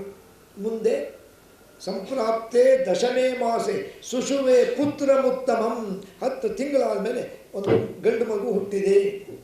ಹೌದ್ರಿ, ಇಲ್ಲಿ ಒಂದು ಪ್ರಶ್ನೆ ಉದ್ಭವ ಆಗ್ತದೆ. ಏನು ಅಂದರೆ, ನಮ್ಮಂತೆ ದೇವರಿಗೆ ಗರ್ಭವಾಸ ದುಃಖ ಇಲ್ಲ. ನಾರಾಯಣ, ಶಂಕರ ಇವರೆಲ್ಲ ಹುಟ್ಟಬೇಕಾದ್ರೆ ತಾಯಿ ಗರ್ಭಕ್ಕೆ ಹೋಗಿ 9 ತಿಂಗಳಿದ್ದು ಅವೆಲ್ಲ ಇಲ್ಲ ಅವರಿಗೆ. ಯಾಕೆಂದರೆ ನಾವು ದೇವತೆಗಳಿಗೆ ಸ್ವಸಾಮರ್ಥ್ಯ. ಆದ್ದರಿಂದ ನಾರಾಯಣ ಬರೀ ನಾಮಕಾವಸ್ಥೆ ಹೊಟ್ಟೆಗೆ ಹೋದಂಗೆ ಮಾಡಿ ಸತ್ಯವತಿ ಗರ್ಭಕ್ಕೆ ಸೇರಿಕೊಂಡು ಮುಂದೆ ಹುಟ್ಟಿದ್ರು ಮಗು. ಹೆಂಗೆ ಸಣ್ಣ ಕೂಸಾಗಿ ಹುಟ್ಟಲಿಲ್ಲರಿ, ಒಂದು 10-15 ವರ್ಷದ ಯುವಕನೇ ಅವಳು ಹೊಟ್ಟೆಗೆ ಮಾಯ ಆದ, ಪ್ರತ್ಯಕ್ಷ ಆದ. ಪರಾಶರರು ನೋಡಿದರು. ಪರಾಶರರು, ಸ್ವಾಮಿ ಪರಾಶರರೇ, ನಾನು ಯಾರು ಅಂತ ತಿಳ್ಕೊಂಡ್ರಿ? ನೀವು ಹಗಲೆಲ್ಲ ಅಂತಿದ್ರಲ್ಲ, ನಿನ್ನಂಥ ಮಗ ಬೇಕು, ನಿನ್ನಂಥ ಮಗ ಬೇಕು. ನಾನೇ ಶ್ರೀಮನ್ ನಾರಾಯಣ ನಿಮ್ಮ ಹೊಟ್ಟೆಯಲ್ಲಿ ಅವತಾರ ಮಾಡೀನಿ. ಕೈ ಮುಗಿದ್ರು. ಪರಮಾತ್ಮ ನನಗಂತೂ ಅನುಗ್ರಹ ಮಾಡಿದ. ಹೌದು, ನಂಗೆ ಬೇಗ ನಾಮಕರಣ ಮಾಡಿರಿ. ನಾನು ನಿಮ್ಮ ಹತ್ರ ಇರೋದಿಲ್ಲ, ನನಗೆ ಲೋಕ ಕಲ್ಯಾಣ ಕೆಲಸ ಇದೆ, ನಾನು ಬೇಗ ಹೋಗ್ತೀನಿ, ನನಗೆ ಬೇಗ ಉಪನಯನ ಮಾಡಿರಿ ಅಂತ ನಮ್ಮ ಬ್ರಾಹ್ಮಣರಲ್ಲಿ ಉಪನಯನ ಜನವಾರ ಹಾಕ್ತಾರೆ ನೋಡ್ರಿ, ಹಾಕಿಸಿಕೊಂಡು ನನಗೊಂದು ನಾಮಕರಣ ಮಾಡಿರಿ ಅಂತ. ಅವರು ಯಮುನಾ ದ್ವೀಪದಲ್ಲಿ ಹುಟ್ಟಿದರು. ಸಂಸ್ಕೃತದೊಳಗೆ ದ್ವೀಪ ಅಂಬೋದಕ್ಕೆ ದ್ವೀಪದಲ್ಲಿ ಹುಟ್ಟಿದವನಾಗಿದ್ದ ದ್ವಯಪಾಯನರು ಅಂತ ಹೆಸರು. ಆ ಮಗುವಿಗೆ ದ್ವಯಪಾಯನ ಅಥವಾ ಪರಾಶರರಿಂದ ಹುಟ್ಟಿದ್ದಕ್ಕೆ ಪಾರಾಶರ್ಯ ಅಂತ ಹೆಸರಿಟ್ರು. ಸರಿ, ಅವರಿಗೆ ಅಪ್ಪ ಅಮ್ಮ ನೀವು ನನಗೆ ಅವಕಾಶ ಕೊಡ್ರಿ, ನನಗೆ ಲೋಕ ಕಲ್ಯಾಣ ಕೆಲಸ ಇದೆ, ನೀವು ಕರೆದ ಬರ್ತೀನಿ ಅಂತ ಬಂತು. ಅವರೇ ವೇದವ್ಯಾಸರು. ಮೊದಲವರಿಗೆ ದ್ವೈಪಾಯನರು ಅಂತಿದ್ರು, ವೇದವ್ಯಾಸರು ಅಂತ ಯಾಕೆ ಆಯಿತು? ಆಗ ಈ ವೇದಗಳು ಅಂತ ನೋಡ್ರಿ, ಋಗ್ವೇದ, ಯಜುರ್ವೇದ, ಸಾಮವೇದ, ಅದು ಹಿಮಾಲಯ ಪರ್ವತದಷ್ಟು ರಾಶಿ. ಒಂದೊಂದು ಭಾಗ ತೆಗೆದ್ರು. ಇದು ಋಗ್ವೇದ, ಯಜುರ್ವೇದ, ಸಾಮವೇದ, ಅಥರ್ವವೇದ, 4 ವೇದಗಳನ್ನು ಮಾಡಿದರು. ಅದನ್ನು ವಿಭಾಗ ಮಾಡಿದರು. ಸಮಸ್ತೋ ವ್ಯಾಸಯೋಗತ, ವೇದಗಳನ್ನು ವಿಭಾಗ ಮಾಡಿದ್ರಿಂದ ಅವರಿಗೆ ವೇದವ್ಯಾಸರು ಅಂತ ಹೆಸರು ಬಂತು. ಮಾಡಿ ಆಗಲೇ ಅವರು ಬ್ರಹ್ಮಸೂತ್ರಾದಿಗಳು ಅನೇಕ ಪುರಾಣಗಳನ್ನು ಬರೆದು ಕೊನೆಗೆ ಈ ಭಾಗವತವನ್ನು ನಾರದರ ಪ್ರಾರ್ಥನೆಯಂತೆ ರಚನೆ ಮಾಡ್ತಾರೆ. ಇತ್ಲಾ ಕಡೆಗೆ ಪರಾಶರಂದರು, ಸತ್ಯವತಿ ನಿನ್ನಂಥ ಪುಣ್ಯವಂತರು, ಯದ್ಯಪಿ ನಾನು ಸ್ತ್ರೀಯರ ಮುಖ ನೋಡ್ತಿದ್ದಿಲ್ಲ, ದೇವರು ನನಗೆ ಪ್ರಚೋದನೆ ಮಾಡಿ ನನ್ನಿಂದ ನೀನು ಮಗು ಪಡೆಯುವಂತೆ ಆಯಿತು. ನಾನು ನಿನಗೊಂದು ವರ ಕೊಡ್ತೀನಿ. ಏನು ಅಂದರೆ ನಾನು ನಿನ್ನ ಜೊತೆಗೆ ಇರೋದಿಲ್ಲ. ಯಾಕಂದರೆ ನಾವು ತಪಸ್ವಿಗಳು, ಕಾಡಿನಲ್ಲಿರೋರು. ನಾನು ದೇವರನ್ನು ಪ್ರಾರ್ಥನಾ ಮಾಡಿದ್ದೆ ನಿನ್ನಂಥ ಮಗ ಬೇಕು ಅಂತ. ಅದಕ್ಕೆ ದೇವರು ನನಗೆ ಮಗನಾಗಿ ಹುಟ್ಟಲಿಕ್ಕೆ ಸುಮ್ಮನೆ ನಿನ್ನ ನಿಮಿತ್ತ ಮಾಡಿಕೊಂಡ. ನೀನು ಕನ್ಯೆನೇ, ನೀ ಇನ್ನೂ ಮದುವೆ ಆದವಳಲ್ಲ, ನೀ ಕನ್ಯೆನೇ ಆಗ್ತೀಯ ಅಂತ ವರ ಕೊಟ್ಟುಬಿಟ್ರು. ಅಷ್ಟೇ ಅಲ್ಲ, ನಿನ್ನ ಕನ್ನಿಕಾತನ ಹಾಗೆ ಇರಲಿ, ನಿನ್ನ ವಂಶದಲ್ಲಿ ಮುಂದೆ ದೇವತೆಗಳು ಹುಟ್ಟುತ್ತಾರೆ ಅಂಥೇಳಿ ಅವ್ರಿಗೆ ಆಶೀರ್ವಾದ ಮಾಡಿ ಹೊರಟವರು. ಅದಕ್ಕೆ ಇದೇ ಸತ್ಯವತಿಯನ್ನು ಮುಂದೆ ಹಸ್ತಿನಾಪುರದ ರಾಜ ಶಂತನು ಎಂಬುವನು ಮದುವೆ ಮಾಡ್ಕೋತಾನೆ. ಆ ಶಂತನು ಹೊಟ್ಟೆಯಲ್ಲಿ ವಿಚಿತ್ರವೀರ್ಯ, ಚಿತ್ರವೀರ್ಯ ಇತ್ಯಾದಿಗಳು ಹುಡ್ತಾರೆ. ಅವರ ವಂಶದಲ್ಲೇ ಧೃತರಾಷ್ಟ್ರ, ಪಾಂಡುರಾಜ, ಪಾಂಡವರು, ಇವರ ಕೌರವರು ಹುಡ್ತಾರೆ. ಇದು ಒಂದು ವಿಚಾರ. ಹಾಗಾದರೆ ಈ ವೇದವ್ಯಾಸರು ಅನೇಕ ಪುರಾಣಗಳನ್ನು ಎಲ್ಲ ರಚನೆ ಮಾಡಿ ತಮ್ಮ ಮಗನಾದ, ಹಾಗಾದರೆ ವೇದವ್ಯಾಸರ ಹೆಂಡತಿ ಯಾರು? ಅವರು ಬ್ರಹ್ಮಚಾರಿಗಳು, ಮದುವೆ ಮಾಡ್ಕೊಳ್ಳಿಲ್ಲ. ಮತ್ತಂದರೆ ಶುಕಾಚಾರ್ಯರು ವೇದವ್ಯಾಸರು ಮಕ್ಕಳು ಹೆಂಗ್ರಪ್ಪ? ನೀವೇ ಅಂದ್ರಲ್ಲ ವೇದವ್ಯಾಸರಿಂದ ಶುಕಾಚಾರ್ಯರು ಹುಟ್ಟಿದ್ರು ಅಂತ. ಹೇಗೆ ಹುಟ್ಟಿದ್ರು ಅಂತಂದರೆ, ಒಮ್ಮೆ ಶುಕಾಚಾರ್ಯರು ಗ್ರಂಥ ಬರೀತಾ ಕೂತಿದ್ದರು ತಮ್ಮ ಆಶ್ರಮದಾಗೆ. ಒಬ್ಬ ಅಪ್ಸರೆ ಗುರುತಾಚಿ ಅಂತ ಅವ್ರು ಬಂದರು. ಈ ವೇದವ್ಯಾಸರಿಂದ ಚಿಕ್ಕವರು ನೋಡಿದ್ರು, ಅಪ್ಪ ಎಷ್ಟು ಸೌಂದರ್ಯ ಇವರಲ್ಲಿ, ನಾವು ಭಾಳ ಚೆನ್ನಾಗಿದ್ದರೆ ಅಂತೀವಿ, ಭಾಳ ಹ್ಯಾಂಡ್ಸಮ್ ಇದ್ದಾರೆ ಅಂತೇಳಿ. ಪುರುಷರಿಗೆ ಗಂಡಸರಿಗೆ ಹ್ಯಾಂಡ್ಸಮ್ ಅಂತೀವಿ. ಸ್ತ್ರೀಯರು ಭಾಳ ಚೆನ್ನಾಗಿದ್ದರೆ ಶಿ ಈಸ್ ವೆರಿ ಬ್ಯೂಟಿಫುಲ್, ಅವಳು ಭಾಳ ಸುಂದರವಾಗಿದ್ದಾಳೆ. ಹಾಗಾದರೆ ವೇದವ್ಯಾಸರು ಭಾಳ ನಾರಾಯಣನ ಅವತಾರ ನೋಡ್ರಿ, ಭಾಳ ಸುಂದರವಾಗಿದ್ದರು. ಅವಳು ಏನು ಮಾಡಿದ್ಲು? ಇಲ್ಲ, ಇವರು ವೇದವ್ಯಾಸರು ಭಾಳ ಸುಂದರವಾಗಿದ್ದಾರೆ, ನಾ ಹೆಂಗಾರ ಮಾಡಿ ಇವ್ರು ಹೆಂಡತಿ ಆಗಬೇಕು. ಬಂದು ಅವರ ಮುಂದೆ ಬಂದು ಏನು ಮಾಡಿದ್ಲು? ಅವ್ರ ಮುಂದೆ ನಿಲ್ಲಲಿಕ್ಕೆ ಧೈರ್ಯ ಇಲ್ಲ. ಅದಕ್ಕೇನು ಮಾಡಿದ್ಲು? ಒಂದು ಗಿಳಿ ರೂಪದಲ್ಲಿ ಬಂದು ಅವ್ರ ಮುಂದೆ ಕೂತ್ಕೊಂಡ್ರು. ಅವ್ರು ಗ್ರಂಥ ಬರೀತಿದ್ರು. ಒಂದು ಸತಿ ಆಕೆ ನೋಡಿದ್ರು, ಅವರು ಜ್ಞಾನಿಗಳು, ದೇವರಲ್ಲ. ಇವಳು ಘೃತಾಚಿ ಅಂತ ಅಪ್ಸರೆ ನನ್ನ ಮುಂದೆ ಗಿಳಿಯಾಗಿ ಕೂತಾಳೆ ಅಂತಂದು ಒಮ್ಮೆ ಗಿಳಿ ಆಗ್ತಿದ್ಲು, ಒಮ್ಮೆ ಅಪ್ಸರೆ ಆಗ್ತಿದ್ಲು. ಒಮ್ಮೆ ಗಿಳಿ ಆಗ್ತಿದ್ಲು, ಅಪ್ಸರೆ. ವೇದವ್ಯಾಸ ಕೇಳ್ತಾರೆ, ಯಾಕೆ ಹಿಂಗೆ ಮಾಡ್ತೀಯ? ಯಾರು ನೀನು? ಅಂದರು. ಸ್ವಾಮಿ, ನಾನು ಸ್ವರ್ಗದಲ್ಲಿರುವಂಥ ಘೃತಾಚಿ ಅಂತ ಅಪ್ಸರೆ, ನಿಮ್ಮನ್ನು ನೋಡಿ ನನಗೆ ಭಾಳ ವ್ಯಾಮೋಹ ಬಂದದೆ, ನನಗೆ ಅನುಗ್ರಹ ಮಾಡಬೇಕು. ಅವರಂದರು, ನಾವು ಜ್ಞಾನ ಕಾರ್ಯಕ್ಕೆ ಅವತಾರ ಮಾಡಿದವರು, ಹೆಂಡತಿ ಮಕ್ಕಳನ್ನು ಸಂಸಾರ ಮಾಡೋರಲ್ಲ. ಆದರೂ ನಿನ್ನ ಇಚ್ಛೆ ಪೂರ್ಣ ಮಾಡ್ತೀನಿ ಅಂತ ಬರೀ ಸ್ಪರ್ಶ ಮಾಡಿದರು. ಆ ಘೃತಾಚಿಯನ್ನು ಸುಮ್ಮನೆ ಮುಟ್ಟಿದ್ರು. ನೋಡ್ರಿ, ಸ್ಪರ್ಶ ಮಾತ್ರೇನ ತತ್ಸರ್ವಂ. ಮುಟ್ಟಿದ್ದಕ್ಕೆ ಅವಳು ಗರ್ಭಿಣಿ ಆಗಿಬಿಟ್ರು. ಒಂಥರ ಸುಖಾದಂಗಾಗಿ ಗರ್ಭಿಣಿ ಆದಳು. ಮುಂದೆ ಆ ಘೃತಾಚಿಯಲ್ಲಿ ಹುಟ್ಟಿದಂಥ ವ್ಯಕ್ತಿನೇ ಶುಕಾಚಾರ್ಯರು. ಅವರಿಗೆ ಶುಕ ಅಂತ ಅವಳೇ ಹೇಳಿದ್ಲು, ಅಲ್ಲ, ನಾನು ಗಿಳಿ ರೂಪದಲ್ಲಿ ಬಂದು ನಿಮ್ಮನ್ನು ಮೋಹಗೊಂಡೆ, ಈಗ ಮಗು ಹುಟ್ಟಿದೆ, ಇದಕ್ಕೆ ಗಿಳಿಯಂತೆ ಹೆಸರಿಟ್ಬಿಡೋಣ, ಶುಕ. ಅವರೇ ಶುಕಾಚಾರ್ಯರು. ಅವರಿಗೆ ವೇದವ್ಯಾಸರು ತಾವು ಪುರಾಣಗಳನ್ನು ರಚನೆ ಮಾಡಿ, ವಿಶೇಷವಾಗಿ ಭಾಗವತವನ್ನು ರಚನೆ ಮಾಡಿ ಅವರಿಗೆ ಉಪದೇಶ ಮಾಡ್ತಾರೆ.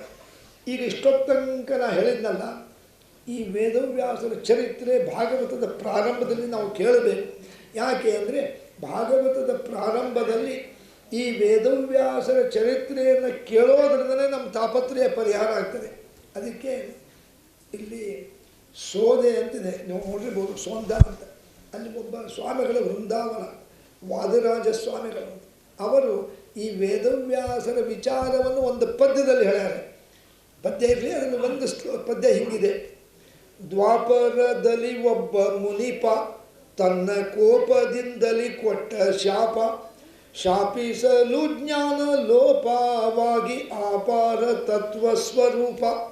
ಶ್ರೀಪತಿಯ ಕಾಯಂದು ಮೊರೆಯಿಡೆ ಪಾಪ ವಿರಹಿತಳಾದ ಯಮುನೆಯ ದ್ವೀಪದಲ್ಲಿ ಅಂಬಿಗರ ಪೆಣ್ಣಿನ ರೂಪ ಒಲಿದವಲಲ್ಲಿ ಜನಿಸಿದಿ. ಮಧ್ವಾಂತರ್ಗತ ವೇದವ್ಯಾಸ ಕಾಯೋ ಶುದ್ಧ ಮೂರುತಿ ಏ ಸರ್ವೇಶ. ಶ್ರದ್ಧೆಯಿಂದಲೇ ನಿನ್ನ ಭಜಿಸುವ ಮನುಜರಿಗೆ ಬುದ್ಧಾದಿಗಳ ಕೊಟ್ಟುದ್ಧರಿಸೋ ದೇವರ ದೇವ. ಮಧ್ವಾಂತರ್ಗತ ವೇದವ್ಯಾಸ. ನೋಡಿ, ಎಲ್ಲ ಕಥೆ ಬಂದ್ಬಿಡ್ತು. ದ್ವಾಪರದಲ್ಲಿ ಒಬ್ಬ ಮುನಿಪ ಅಂತ ಗೌತಮರು ತನ್ನ ಕೋಪದಿಂದಲೇ ಕೊಟ್ಟ ಶಾಪ. ಅವರಿಗೆಲ್ಲ ಶಾಪ ಕೊಟ್ಟರಲ್ಲ, ಮೋಸ ಮಾಡಿ ಹೋದರು ಅಂತ. ಶಾಪಿಸಿದಾಗ ಜ್ಞಾನ ಲೋಪ ಆಗಿ ಎಲ್ಲ ಧರ್ಮ ಬಿಟ್ಟಿದ್ರು. ಆಗ ಶ್ರೀಪತಿಯ ಕಾಯೆಂದು ಮೊರೆ ಇಡೆ, ದೇವತೆಗಳೆಲ್ಲ ಹೋಗಿ ನಾರಾಯಣನ ಮೊರೆ ಇಟ್ಟಾಗ ಪಾಪವಿರಹಿತಳಾದ ಯಮುನೆಯ ದ್ವೀಪದಲ್ಲಿ, ಯಮುನಾ ನದಿಯ ದಂಡೆಯಲ್ಲಿ ದ್ವೀಪದಲ್ಲಿ ಅಂಬಿಗರ ಪೆಣ್ಣು ಒಂದು ಸತ್ಯವತಿ, ಅವಳಲ್ಲಿ ಪರಾಶರದಿಂದ ನೀನು ಅವತಾರ ಮಾಡಿದಿ. ಹಾಗಾದರೆ ಮತ್ತೊಂದು ಪ್ರಶ್ನೆನ ಉದ್ಭವ ಆಗ್ತದೆ. ಏನು ಅಂದರೆ, ಹಾಗಾದರೆ ಅವಳು ಬೆಸ್ತರ ಜಾತಿಯವಳು. ವೇದವ್ಯಾಸರು ಮತ್ತು ಬೆಸ್ತರು ಒಂದು ಸಾಮಾನ್ಯವಾಗಿ ಅವರು ಬ್ರಾಹ್ಮಣರು, ಕ್ಷತ್ರಿಯರು, ವೈಶ್ಯರು ಇರೋದಿಲ್ಲ. ಅವರು ಹಿಂದುಳಿದವರ್ಗದವರೇ ಇರ್ತಾರೆ.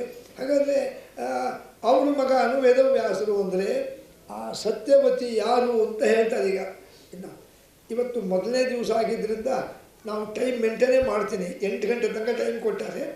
ನಾವು ಶುರು ಮಾಡಿದಾಗೆ 7:50 ಆಗಿತ್ತು, 6:50. ಅದಕ್ಕೋಸ್ಕರ ಇನ್ನೊಂದು 10 ನಿಮಿಷಕ್ಕೆ ನಾನು ಮುಗಿಸ್ತೀನಿ. ನಾಳೆಯಿಂದ ಮಾತ್ರ ಸರಿಯಾಗಿ 6:30ಗೆ ಶುರು ಮಾಡ್ತೀನಿ. ಹಾಗಾದರೆ ಸತ್ಯವತಿ ಯಾರ ಮಗಳಪ್ಪ? ಅವಳು ಬೆಸ್ತರ ಮಗಳಲ್ಲ. ಮತ್ತು ಯಾರು ರೀ ಅಂದರೆ ಹೇಳ್ತಾರೆ, ಅದೇ ಸಮಯದಲ್ಲಿ ಇನ್ನು ಸತ್ಯವತಿ ಹುಟ್ಟಿದ್ದಿಲ್ಲ. ಆ ಪ್ರದೇಶವನ್ನು ಒಬ್ಬ ರಾಜ್ಯಭಾರ ಮಾಡ್ತಿದ್ದ. ಅವನ ಹೆಸರು ವಸುರಾಜ. ವಸುರಾಜ ಒಂದು ದಿವಸ ಬೇಟೆ ಆಡಲಿಕ್ಕೆ ಹೋದ. ಬೇಟೆ ಆಡಲಿಕ್ಕೆ ಹೋದಾಗ ಹಿಂದಿನ ಕಾಲದಲ್ಲಿ ರಾಜರಿಗೆ ಮನರಂಜನೆ ಅಂದರೆ the main entertainment of the Kings at that time. ಆಗಿನ ಕಾಲದಲ್ಲಿ ರಾಜರಿಗೆ ಮನರಂಜನೆ ಅಂದರೆ ಹಂಟಿಂಗ್ ಅಂದರೆ ಬೇಟೆ ಆಡೋದು, ಕ್ರೂರ ಪ್ರಾಣಿಗಳನ್ನು ಬೇಟೆ ಆಡೋದು. ಕಾಡಿಗೆ ಬಂದ, ಬೇಟೆ ಆಡ್ತಾ ಸಾಯಂಕಾಲ ಆಗಿಬಿಡ್ತು, ಕತ್ಲಾತ ಬಂತು. ವಿಚಾರ ಮಾಡಿದ, 7-8 ಗಂಟೆ ಆಗಿಬಿಡ್ತು. ಏನು ಮಾಡಬೇಕಪ್ಪ, ಈಗ ವಾಪಸ್ ಹೋದರೆ ನಮ್ಮ ರಾಜ್ಯಕ್ಕೆ ಹೋಗ್ಬೇಕು ಅಂದರೆ ಒಂದು 2-3 ಮೈಲಿ ಕಾಡು ದಾಟ್ಕೊಂಡು ಹೋಗ್ಬೇಕು. ಕಾಡು ದಾಟ್ಕೊಂಡು ಹೋದರೆ ದಾರಿ ಒಳಗೆ ಕ್ರೂರ ಪ್ರಾಣಿಗಳು, ಹುಲಿ ನಮ್ಮ ಕುದುರೆ ಮೇಲೆ ಹಾರಿ ಅಪಾಯ ಆಗ್ಬೋದು. ಅದಕ್ಕೆ ಇಲ್ಲಿ ಸ್ವಲ್ಪ ಚೆನ್ನಾಗಿದೆ, ಇವತ್ತು ಹೋಗಲ್ಲ ಅಂತ ಅಲ್ಲೇ ಒಂದು ಮರಕ್ಕೆ ಕುದುರೆ ಕಟ್ಟಿ ಮರಕ್ಕೆ ಹಿಂಗೆ ಹೊರಕೊಂಡು ಕೂತ್ಕೊಂಡ ವಸುರಾಜ. ಅಷ್ಟೊತ್ತಿಗೆ ಚಂದ್ರೋದಯ ಆಗಿದೆ. ಒಳ್ಳೆ ಹುಣ್ಣಿಮೆ, ಚತುರ್ದಶಿ ಹುಣ್ಣಿಮೆ, ಚಂದ್ರೋದಯ ಆಯಿತು. ಮಂದ ಮಾರುತ ಬೀಸ್ತಾ ಇದೆ. ಆಗ ಅವನು ವಿಚಾರ ಮಾಡಿದ ವಸುರಾಜ, ಎಷ್ಟು ವಾತಾವರಣ ಚೆನ್ನಾಗಿದೆ ಅಲ್ಲ, ಒಳ್ಳೆ ತಂಪಾದ ವಾತಾವರಣ. ಅಯ್ಯೋ, ಈಗ ನನ್ನ ಹೆಂಡತಿ ನನ್ನ ಜೊತೆಗಿದ್ದಿದ್ರೆ ಎಷ್ಟು ಚೆನ್ನಾಗಿರ್ತಿತ್ತು, ಏಕಾಂತ ಅಂತಂದು ತನ್ನ ಹೆಂಡತಿಯ ಸ್ಮರಣೆ ಮಾಡ್ದ. ನೋಡಿ, ಹೆಂಡತಿ ಸ್ಮರಣೆ ಮಾಡಿದ ಕೂಡಲೇ ಅವನಿಗೆ ಒಂದು ನಮೂನಿ ಕಾಮೋದ್ರೇಕ ಆಗಿಬಿಡ್ತು. ಪುರುಷರಿಗೆ ಅತಿಮೀರಿ ಕಾಮೋದ್ರೇಕ ಆದಾಗ ಸ್ಖಲಿತೋ ತಶ್ಚ ದೇಹಶ್ಚ ವೀರ್ಯವಾನ್ಗದ, ಅವನ ದೇಹದಿಂದ ವೀರ್ಯ ಸ್ಖಲಿತ ಆಗಿಬಿಡ್ತು. ಹಿಂದಿನ ಕಾಲದಲ್ಲಿ ರಾಜರು ವೀರ್ಯ ಹಂಗೆ ವ್ಯರ್ಥ ಆಗಬಾರ್ದು. ಯಾಕೆ ಹಿಂಗಾದ ನನಗೆ ನನ್ನ ಹೆಂಡತಿ ಸ್ಮರಣೆ ಮಾಡಿದ್ದಕ್ಕೆ ವೀರ್ಯ ಸ್ಖಲಿತ ಆತಲ್ಲ, ಚೇಚೆ ಅದು ವೀರ್ಯ ವ್ಯರ್ಥ ಆಗಬಾರ್ದು ಅಂತಂದು ತನ್ನ ದೇಹದಿಂದ ಬಂದ ವೀರ್ಯವನ್ನು ಒಂದು ಎಲೆ ತೊಗೊಂಡು ಎಲೆಯನ್ನು ದೊನ್ನೆ ಮಾಡ್ದಂಗೆ ಮಾಡಿ ಆ ವೀರ್ಯವನ್ನು ಅದರಲ್ಲಿ ಹಾಕಿ ಅದಕ್ಕೊಂದು ಕಡ್ಡಿ ಚುಚ್ಚಿ. ಆಗಿನ ಕಾಲದಲ್ಲಿ ಈ ಪಕ್ಷಿಗಳಿಗೆ ಜ್ಞಾನ ಇರ್ತಿತ್ತು. ಅಲ್ಲೊಂದು ಹದ್ದು ಕೂತಿತ್ತು, ಕರದ ಗೃದ್ರ ಅಂದ ಹತ್ತು ಬಾಯಿಲಿ. ಈ ದೊನ್ನೆ ಅದಲ್ಲ, ಏನೂ ಅಲ್ಲ, ಇದನ್ನು ಒಯ್ದು ನನ್ನ ಹೆಂಡತಿ ಕೊಟ್ಬಿಡು ಆಯಿತು ಅಂತಂದು. ಪಕ್ಷಿಗಳಿಗೆ ಅದು ಜ್ಞಾನ ಇತ್ತು, ಮಾತು ಅರ್ಥ ಆಗ್ತಿತ್ತು. ಒಯ್ದು ಕೊಟ್ಟುಬಿಡು, ಅಕಸ್ಮಾತ್ ಕೇಳಿದರೆ ನಾನು ನಾಳೆ ಬರ್ತೀನಿ ಅಂತ ಹೇಳು. ಅದು ಹಾರಿಕೊಂಡು ಹೋಗೋ ಹೊತ್ತಿನಲ್ಲಿ ಯಮುನಾ ನದಿ ಮೇಲೆ ಹೋಗ್ತಿತ್ತು ಹಾರಿಕೊಂಡು. ನೋಡಿ, ಅನ್ಯ ಗೃದ್ರ ಪರಿವೀಕ್ಷಶ್ಚ. ಹಾಗೆ ಇನ್ನೊಂದು ಹದ್ದು ಇನ್ನೊಂದು ಮರದ ಮೇಲೆ ಕೂತಿತ್ತು. ಈ ಹದ್ದಿನ ಬಾಯಿನಾಗ ಏನೋ ಆಹಾರ ಇದೆ ಅಂತ ಬಂತು. ಜಗಳ ಶುರುವಾಯಿತು. ನೋಡಿ, ಬಾಯಿ ಬಿಟ್ಟು ಜಗಳ ಹೊತ್ತಿನಲ್ಲಿ ಅದು ನೀರನ್ನ ಬಿದ್ದು ಬಿಡ್ತು. ಆ ರಾಜನ ವೀರ್ಯದ ದೊನ್ನೆ ನೀರೊಳಗೆ ಬಿತ್ತು. ಅದು ಬಿದ್ದು ಕೂಡಲೇ ಅಲ್ಲಿ ಒಂದು ಹೆಣ್ಣು ಮೀನು ಕೂತಿತ್ತು. ಇಷ್ಟುದ್ದ ಹೆಣ್ಣು ಮೀನು ಗಪ್ಪಂತ ನುಂಗಿತದಲ್ಲ, ಆ ವೀರ್ಯವನ್ನು ನುಂಗಿ ಅದರ ಗರ್ಭ ಬೆಳ್ಕೊಳ್ತಾ ಹೋಯಿತು. ಮುಂದೆ ಸಂಪ್ರಾಪ್ತೆ ನೋಡ್ರಿ, ನವಮೇ ಮಾಸೆ ಒಂದು 7-8 ತಿಂಗಳಾದ ಮೇಲೆ ಆ ಮೀನನ್ನು ಆ ಬೆಸ್ತರ ಯಜಮಾನ ಹಿಡಿದ. ಬೆಸ್ತರಿಗೆ ಒಬ್ಬ ಯಜಮಾನ ಇರ್ತಾರೆ. ನೋಡ್ರಿ, ಇಷ್ಟುದ್ದ ಮೀನು, ಇಷ್ಟು ದಪ್ಪ ಇತ್ತು. ಇದು ಭಾಳ ವಿಚಿತ್ರ ಇದೆಲ್ಲ ಮೀನುಗಳು ಇಷ್ಟಿರ್ತಾವೆ, ತೆಳ್ಳಗಿರ್ತದೆ, ಇಷ್ಟು ದಪ್ಪ ಇದಲ್ಲ ಅಂತ ಮನೆ ತೊಗೊಂಬಂದ. ಅಲ್ಲೇ ದಂಡೆ ಮೇಲೆ ಮನೆ. ಅವನು ಹೇಳ್ತಿದ್ಲು, ಏನು ಎಷ್ಟು ವಿಚಿತ್ರವಾದ ಮೀನು, ನನಗೂ ಅದೇ ಆಶ್ಚರ್ಯ ಆಗಿದೆ. ಇಲ್ಲ, ಇದರ ಹೊಟ್ಟೆ ನೋಡಿದ್ರೆ ಹೊಟ್ಟೆ ಒಳಗೇನೋ ಇದೆ, ಇದನ್ನು ಅಡ್ಡಡ್ಡ ಸೀಳೋದು ಬೇಡ, ಮೆಲ್ಲಗೆ ಹಿಂಗೆ ಬಿಡಿಸ್ರಿ ಅಂದರೆ ಈ ಕರಬೂಜ ಹಣ್ಣಿದ್ದಂಗೆ ಬಿಡಿಸ್ರಿ ಅಂದರು. ಸರಿ ಆಯಿತು ಅಂತಂದು ಮೆಲ್ಲಗೆ ಒಂದು ಚಾಕು ತೊಗೊಂಡು ಹಿಂಗೆ ಕೊರದ. ಹಿಂಗೆ ನೋಡ್ತಾನೆ, ಒಳಗೆ ಒಂದು ಗಂಡು ಮತ್ತು ಒಂದು ಹೆಣ್ಣು ಮಗು ಇದೆ. ಏನಿದು ಆಶ್ಚರ್ಯ, ನಮಗೆ ಮಕ್ಕಳೇ ಇದ್ದಿಲ್ಲ, ಗಂಡು ಹೆಣ್ಣು ಮೀನಿನ ಹೊಟ್ಟೆಯಾಗಿ ಹುಟ್ಟಿದೆ. ಅವಳಂದು ಅಲ್ರಿ, ನಮ್ಮ ಮಕ್ಕಳೇ ಇದ್ದಿಲ್ಲ, ಗಂಡು ಹೆಣ್ಣು ನಮಗೇ ಇರಲಿ ಎಂದು. ಇಲ್ಲ, ನದಿಯಲ್ಲಿ ಸಮುದ್ರದಲ್ಲಿ ಏನೇ ಬೆಲೆ ಬಾಳುವ ವಸ್ತು ಸಿಕ್ಕರೆ ರಾಜನಿಗೆ ಕೊಡಬೇಕು. ಎರಡೂ ತೊಗೊಂಡು ಹೋಗ್ತೀನಿ ವಸುರಾಜನ ಹತ್ರ. ಅದು ವಸುರಾಜನ ಏರಿಯಾ ಅಲ್ಲ. ಸ್ವಾಮಿ, ಇವತ್ತು ಮೀನಿನ ಹೊಟ್ಟೆಗೆ ಸಿಕ್ಕಾಗಿವು, ಅದಕ್ಕೆ ನಿಮಗೆ ಕೊಡ್ಲಿಕ್ಕೆ ಬಂದೀನಿ ಅಂತ ಹೇಳ್ತೀನಿ. ಆ ರಾಜ ನೀವು ಇಟ್ಕೋ ಅಂದ್ರೆ ನಾವು ಇಟ್ಕೊಂಬೋಣ. ಸರಿ, ಅಲ್ಲಿ ಹೋದ. ಅಲ್ಲಿ ಹೋದ ಕೂಡಲೇ ರಾಜ ಏನಪ್ಪ ಅಂದ.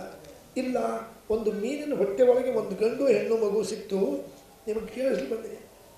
ಹಿಂಗೆ ವಿಚಾರ ಮಾಡಿ, ಓ ಹಾಗಾದರೆ ಅವತ್ತು ನಾನು ಹದ್ದಿನ ಕೈನಲ್ಲಿ ನನ್ನ ವೀರ್ಯವನ್ನು ಕೊಟ್ಟು ಕಳಿಸಿದ್ದೆ. ಹೆಂಡ್ತಿಂಗೆ ಕೇಳಿದ, ನಿನಗೆ ಯಾವ್ದಾರ ಹದ್ದಿಯನ್ನು ತಂದು ಕೊಡ್ತಾನೋ ಒಂದು ಕೆಲವು ತಿಂಗಳ ಕೆಳಗೆ, ಯಾವ ಹದ್ದು ಬಂದಿಲ್ಲ ಅದು. ಹಾಗಾದರೆ ವಿಚಾರ ಮಾಡ್ದ, ಹದ್ದು ಬಂದಿಲ್ಲ ಅಂದರೆ ಅದು ನದಿ ಒಳಗೆ ಬಿದ್ದಿದೆ, ಹದ್ದಿನ ಬಾಯಿಂದ ಅದು ಹೆಣ್ಣು ಮೀನು ನುಂಗಿದೆ, ಮೀನಿನ ಹೊಟ್ಟೆ ಒಳಗೆ ಗಂಡು ಹೆಣ್ಣು ಮಗು ಹುಟ್ಟ್ಯಾವೆ, ನಮ್ಮದೇ ಮಕ್ಕಳು ಅಂತ ಗೊತ್ತಾಯಿತು. ನೋಡಪ್ಪ, ಬೆಸ್ತರ ರಾಜ, ನಿನ್ನ ಪ್ರಾಮಾಣಿಕತೆಗೆ ಮೆಚ್ಚೀನಿ, ಒಂದು ಕೆಲಸ ಮಾಡು, ನಿಂಗೆ ಮಕ್ಕಳಿಲ್ಲ, ಹೆಣ್ಣು ಮಗು ನೀ ಇಟ್ಕೊಂಡ್ಬಿಡು, ಗಂಡು ನಂಗೆ ಕೊಡು, ಯಾಕಂದ್ರೆ ನನ್ನ ರಾಜ್ಯಕ್ಕೆ ಗಂಡು ಮಗು ಬೇಕು. ಸರಿ, ಗಂಡು ಮಗು ಅವನಿಗೆ ಕೊಟ್ಟ, ಹೆಣ್ಣು ಮಗು ತೊಗೊಂಬಂದ, ಹೆಣ್ಣು ಮಗು ಮನೆ ತೊಗೊಂಬಂದಲ್ಲ, ಅವಳೇ ಸತ್ಯವತಿ. ಹಾಗಾದರೆ ಅವಳು ಹುಟ್ಟಿದ್ದು ಶೂದ್ರ ಮನೆಯಲ್ಲ, ಮೀನಿನ ಹೊಟ್ಟೆಗೆ. ಅದಕ್ಕೆ ಪರಾಶರರು ಅವಳು ಸಂಪರ್ಕ ಮಾಡಿ ಅಲ್ಲಿ ವೇದವ್ಯಾಸರು ಹುಟ್ಟುತ್ತಾರಲ್ಲ, ಅದಕ್ಕಿಂತ ಮುಂಚೆ ಅವರ ದೇಹದಿಂದ ಮೀನಿನ ವಾಸನೆ ಬರ್ತಿತ್ತು. ಯಾವಾಗ ವೇದವ್ಯಾಸರು ಅವತಾರ ಮಾಡಿದರು, ಪರಾಶರರಂದರು, ಇನ್ನು ಮೇಲೆ ಇಷ್ಟು ದಿವಸ ನೀನು ಮತ್ಸ್ಯಗಂಧೆ, ಮೀನಿನ ವಾಸನೆ, ಇನ್ನು ಮುಂದೆ ಯೋಜನ ಗಂಧೆ, ನಿನ್ನ ದೇಹದಿಂದ ಸುವಾಸನೆ ಬರಲಿ ಅಂತ ಒಂದು ವರ ಕೊಟ್ಟು, ಮುಂದೆ ನಿನಗೆ ಮತ್ತೆ ಮದುವೆ ಮಾಡ್ಕೊಂಡು ನೀನು ಕನ್ಯನೇ, ನೀನು ನಿನ್ನ ವಂಶದಲ್ಲಿ ರಾಜರು ದೇವತೆಗಳ ಅವತಾರ ಮಾಡ್ತಾರೆ ಅಂತೇಳಿ ಹೋಗಿಬಿಟ್ರು. ಅದೇ ಸತ್ಯವತಿ. ಹಾಗಾಗಿ ಸತ್ಯವತಿ ಒಂದು ದೃಷ್ಟಿಯಿಂದ ವಸುರಾಜನ ವೀರದಿಂದ ಹುಟ್ಟಿದ್ರಿಂದ ವಸುರಾಜನ ಮಗಳೇ ಆಯಿತು. ಈ ರೀತಿಯಾಗಿ ಆ ಸತ್ಯವತಿ ಮುಂದೆ ಸತ್ಯವತಿಯನ್ನು ಶಂತನು ಒಬ್ಬನು ಮದುವೆ ಮಾಡ್ಕೊತಾನೆ. ಶಂತನಿಗೆ ವಿಚಿತ್ರ ವೀರ್ಯ, ಚಿತ್ರಾಂಗದ. ಆ ವಿಚಿತ್ರ ವೀರ್ಯನ ಮಕ್ಕಳೇ ಧೃತರಾಷ್ಟ್ರ, ಪಾಂಡುರಾಜ ಅಂದರೆ ಅರ್ಜುನ, ಭೀಮ, ಧರ್ಮರಾಜ, ನಕುಲ ಸಾಧ್ಯವಲ್ಲ ದೇವತೆಗಳು.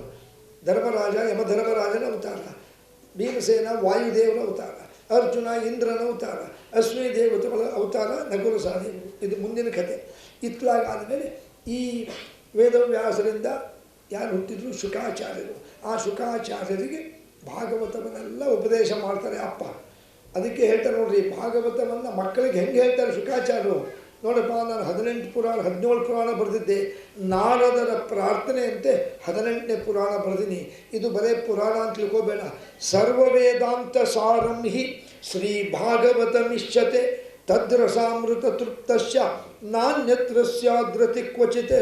ಹೇ ಶುಕ, ನಾನು ಹೇಳಿದಂತೆ ಈ ಭಾಗವತವನ್ನು ದಿನಾನಿ ಪಾರಾಯಣ ಮಾಡು, ಬೇರೆಯವ್ರಿಗೆ ಹೇಳು. ಇದನ್ನು ಕೇಳಿದಷ್ಟು ಪಾರಾಯಣ ಮಾಡಿದಷ್ಟು ನಿನಗೆ ಭಕ್ತಿ ಉದ್ರೇಕ ಆಗ್ತದೆ, ಸಕಲ ಪಾಪಗಳು ಹೋಗ್ತದೆ, ನಿನಗೆ ಯಾರು ಕೇಳಿದರೆ ಹೇಳು ಅಂತ ಹೇಳಿ ಶುಕಾಚಾರ್ಯ ಹೇಳಿ ಕಳಿಸಿದಾಗ ಆ ಶುಕಾಚಾರ್ಯರು ಪರೀಕ್ಷಿತ ರಾಜನಿಗೆ ಬಂದು ಹೇಳ್ತಾರೆ. ಹಾಗಾದರೆ ಇನ್ನು 5 ನಿಮಿಷದಲ್ಲಿ ಮುಗಿಸ್ತೀನಿ. ಶುಕಾಚಾರ್ಯರು ಪರೀಕ್ಷಿತ ರಾಜನ ಬಳಿಗೆ ಬಂದು ಯಾಕೆ ಹೇಳಿದ್ರಪ್ಪ? ಪರೀಕ್ಷಿತ ರಾಜ ಯಾರು ಅಂದರೆ, ನಾನು ಈಗ ಹೇಳಿದೆ ಅಭಿಮನ್ಯುವಿನ ಮಗ. ಹೌದು, ಅಭಿಮನ್ಯುವಿನ ಮಗ ಅಂದರೆ ಅಭಿಮನ್ಯು ಯಾರು? ಅರ್ಜುನನ ಮಗ. ಎಲ್ಲ ಮಹಾಭಾರತ ಈ ಟಿ ವಿ ಒಳಗೆ ನೋಡಿದವ್ರಿಗೆ ಗೊತ್ತದೆ. ಮಹಾಭಾರತ ಯುದ್ಧದಲ್ಲಿ ದ್ರೋಣ ಪರ್ವದಲ್ಲಿ ಅಭಿಮನ್ಯು ಸಾಯ್ತಾನೆ ಯುದ್ಧದಲ್ಲಿ. ಯಾಕೆ? ಚಕ್ರವ್ಯೂಹದಲ್ಲಿ ಹೋಗ್ತಾನೆ, ಅಲ್ಲಿ ಜಯದ್ರುತ ಸೈಂಧವ ಅವನಿಗೆ ಒಳಗೆ ಬಿಡ್ತಾನೆ, ಹೊರಬರಲಿಕ್ಕೆ ಆಗೋದಿಲ್ಲ, ಇನ್ಯಾರೂ ಒಳಗೆ ಬಿಡಲಿಕ್ಕೆ ಆಗೋದಿಲ್ಲ. ಹೀಗಾಗಿ ಒಬ್ಬನೇ ಸಿಕ್ಕೊಂಡು ಅವನ ಚಿತ್ರ ಹಿಂಸೆಯಿಂದ ಕೌರವರೆಲ್ಲ ಸಾಯಿಸ್ತಾರೆ. ಹೌದು, ಅಭಿಮನ್ಯು ಸಾಯ್ತಾನಲ್ಲ, ಅಭಿಮನ್ಯು ಸತ್ತಾಗ ಅವನು ಹೆಂಡತಿ ಯಾರು ಅಂದರೆ ಉತ್ತರೆ ಅಂತ, ಅಭಿಮನ್ಯು ಹೆಂಡತಿ. ಉತ್ತರೆ ಯಾರು? ಅವಳು ವಿರಾಟ್ ರಾಜನ ಮನೆಯಲ್ಲಿ ಅಜ್ಞಾತವಾಸಕ್ಕೆ ಪಾಂಡವರಿದ್ದಾಗ ಆ ವಿರಾಟ್ ರಾಜನ ಮಗಳು ಉತ್ತರೆ. ಕೊನೆಗೆಲ್ಲ ಮುಗಿದ ಮೇಲೆ ಕೇಳ್ತಾನೆ ವಿರಾಟ್ ರಾಜ, ಏನಪ್ಪ ಅರ್ಜುನ ಪಾಂಡವರೇ, ನೀವು ಪಾಂಡವರನ್ನು ಗೊತ್ತಾಗ್ತದೆ, ಭಾಳ ಸಂತೋಷ, ನಮ್ಮಲ್ಲಿ ಆಶ್ರಯದಲ್ಲಿ ಇದ್ರಿ, ನಮಗೆಲ್ಲ ವಿಪತ್ತನ್ನು ಪರಿಹಾರ ಮಾಡಿರಿ. ಅರ್ಜುನ, ನನ್ನ ಮಗಳು ಉತ್ತರೆಯನ್ನು ಮದುವೆ ಮಾಡ್ಕೊ. ಅರ್ಜುನ ಅಂದ, ನಾನು ನಿಮ್ಮ ಮಗಳಿಗೆ ನಾಟ್ಯ ವಿದ್ಯಾಲಯ ಹೇಳ್ಕೊಟ್ಟಿನಿ, ನಮ್ಮಿಂದ ವಿದ್ಯೆ ಕಲಿತವರು ಮಕ್ಕಳು ಸಮಾನ. ನಿನ್ನ ಮಗಳು ಅರ್ಥಾತ್ ನನ್ನಿಂದ ವಿದ್ಯೆ ಕಲಿತಾಳೆ, ಅವಳನ್ನು ಮದುವೆ ಮಾಡ್ಕೊಂಬೋದು ತಪ್ಪಾಗ್ತದೆ.